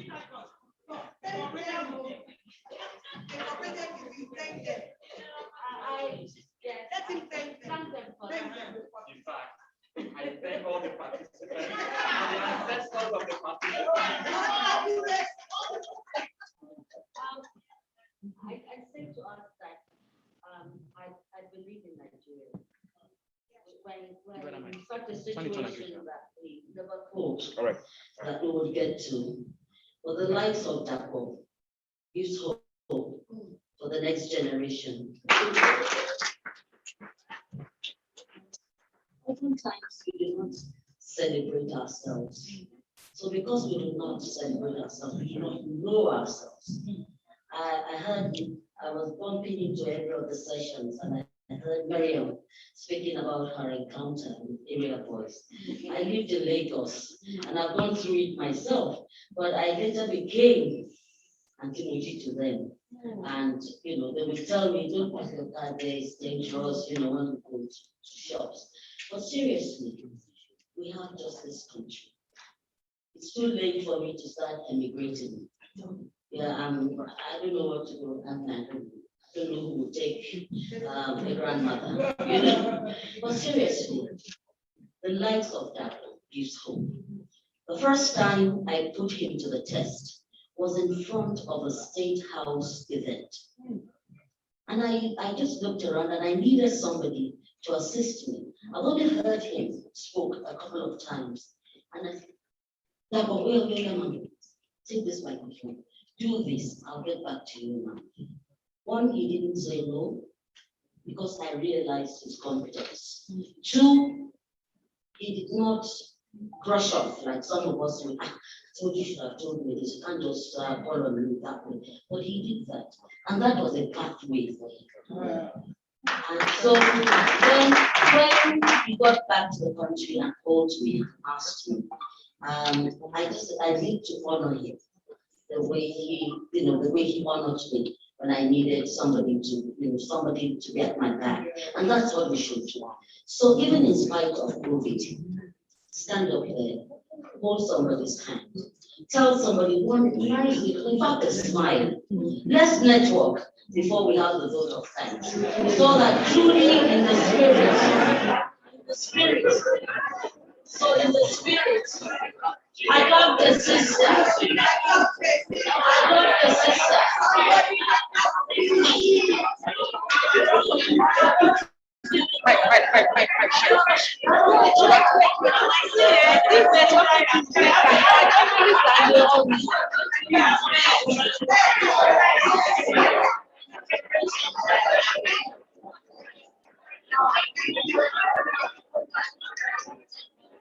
Thank you.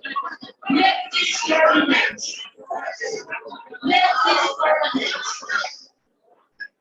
one house, one house.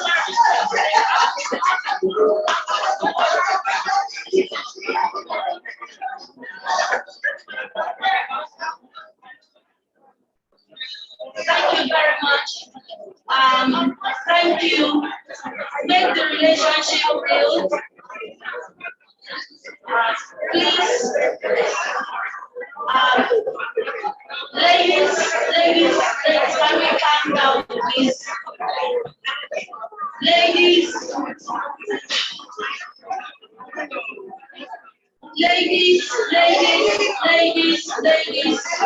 one house, one house, one house.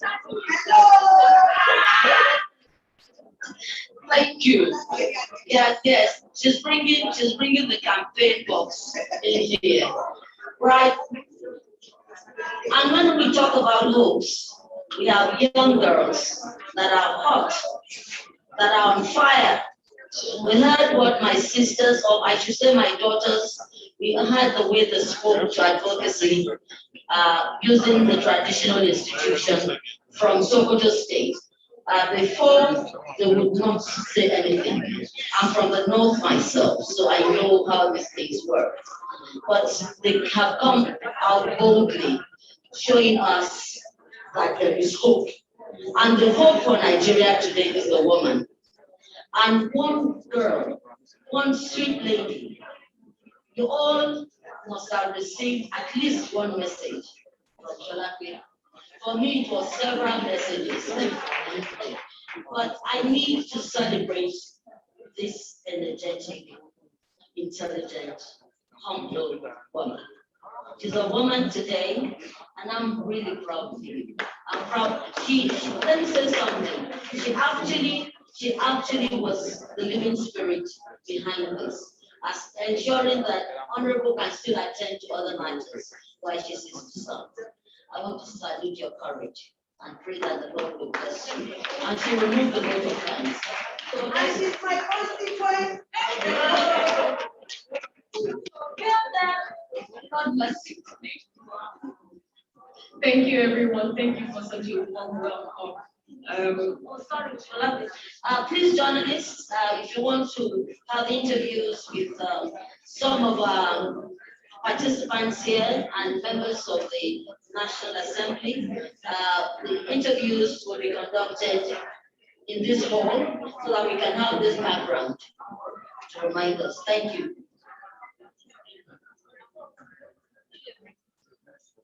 Hello, everyone. So thank you very much for the warm welcome. It's a very big pleasure to be here.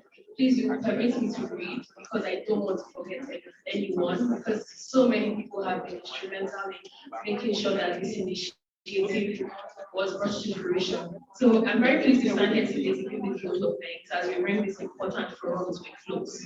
First and foremost, my many thanks goes to the chairwoman of the committee, Honorable Adewomi Ononuga. She has begun paving the path by giving me this platform to speak to you all here today. My representative, you are an inspiration to us all. This is a very fantastic event, and we're so happy that you've been able to bring this together. Through this forum, we have had deep and profound discussions, and we have identified sustainable and actionable solutions. I am sure that you will all even join me to thank Honorable Ononuga, because it was not easy, but it was necessary, and this platform has been used to facilitate this timely forum, and we look forward to the actions and the solutions that will come forth from these discussions. On behalf of the chairwoman and the Paving the Path team, I would also like to extend our thanks to the Speaker of the House of Representatives, Right Honorable Femi Kajakian, who is a true champion for women, as we all heard in his speech yesterday. He gave us the approval to go ahead. With his backing, we went ahead with this initiative. He championed the cause. He supported us every step of the way, and for that, we are grateful for the enabling environment that he created for us at the House of Representatives. On behalf of the chairwoman, the office of the speaker, and the Paving the Path team, we would like to extend our thanks to our partners.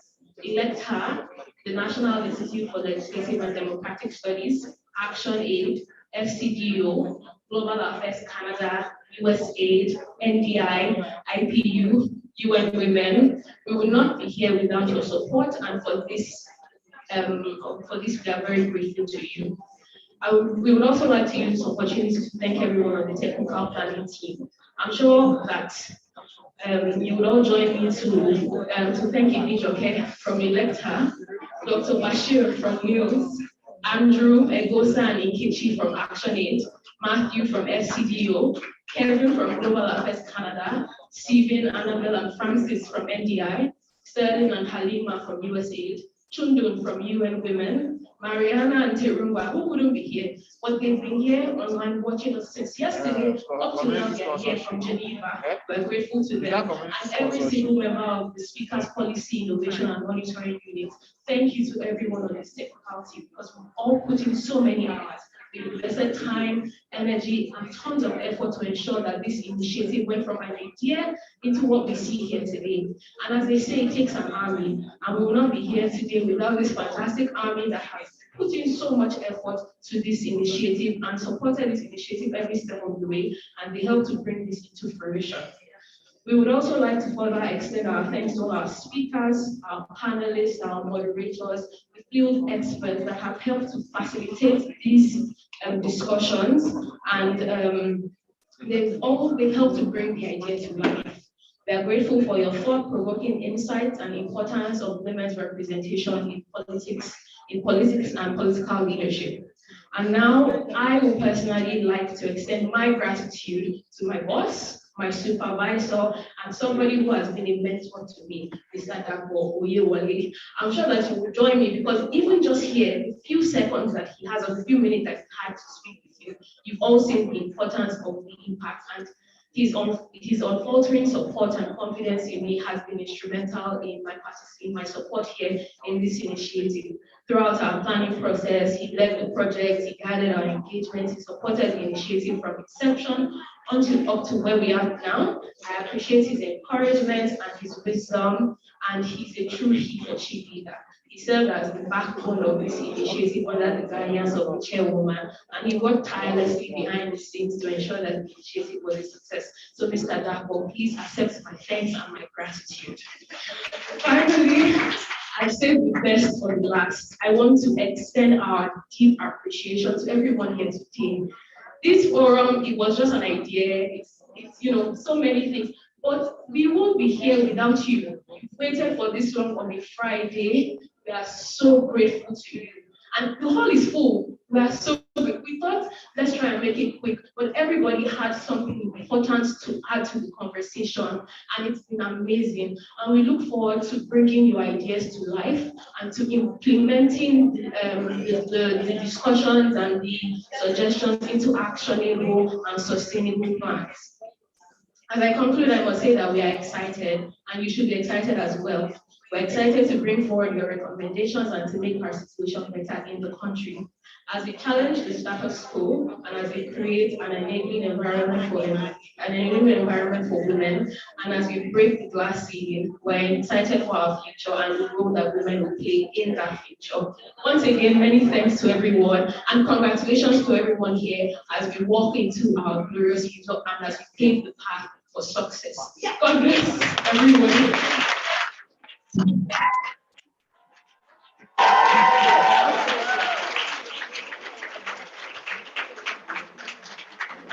Meeting over. Meeting over. So we can start. Let's play this thing.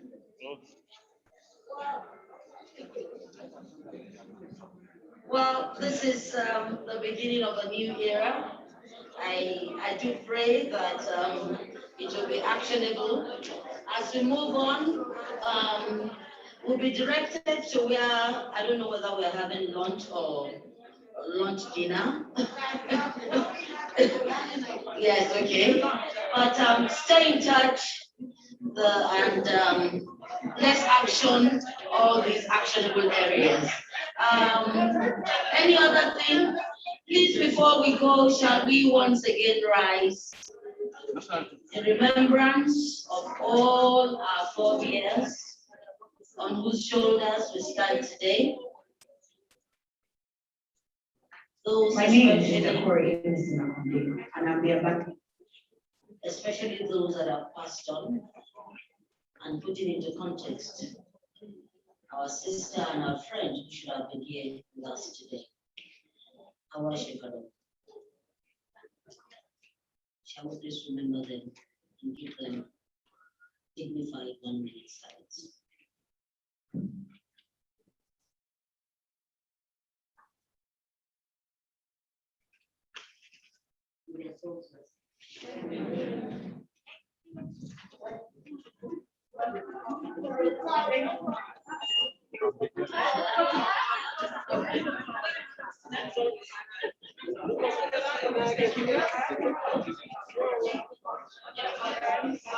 Can we have the press? Can we have the press in front, please?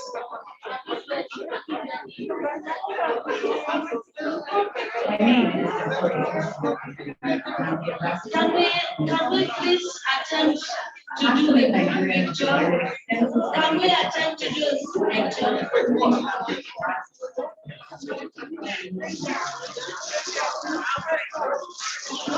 Can we attempt to do a picture, please?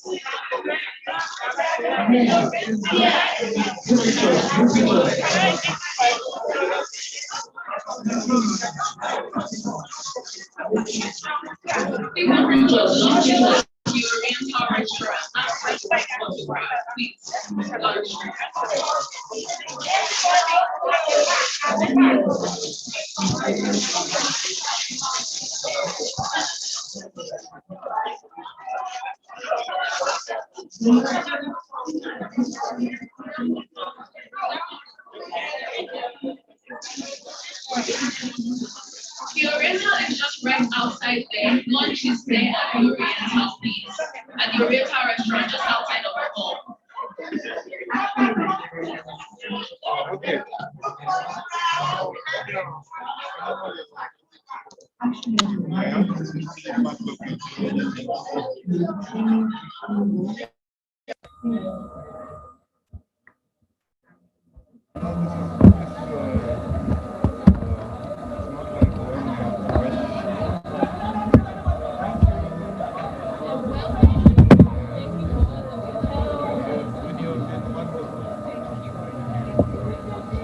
So we'll keep in touch. Yeah, do you go skydiving? All right, so.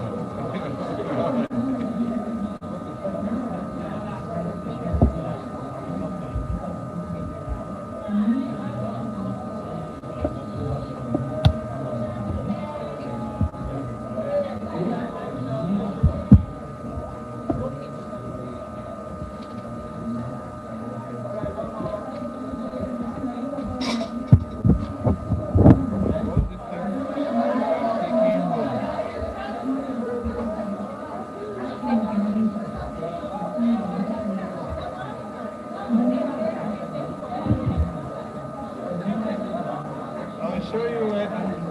If you go to the other end, you will see how the breakout rooms are made.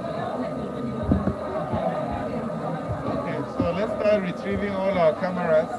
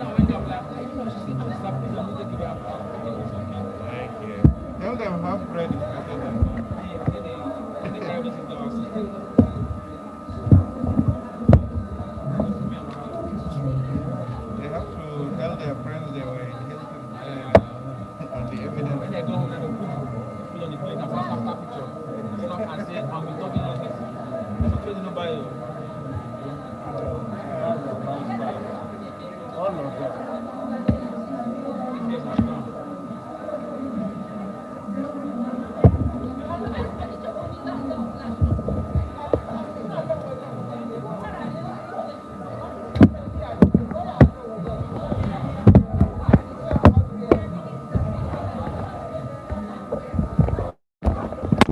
backing up anyway. Yeah, no, hold on, hold on.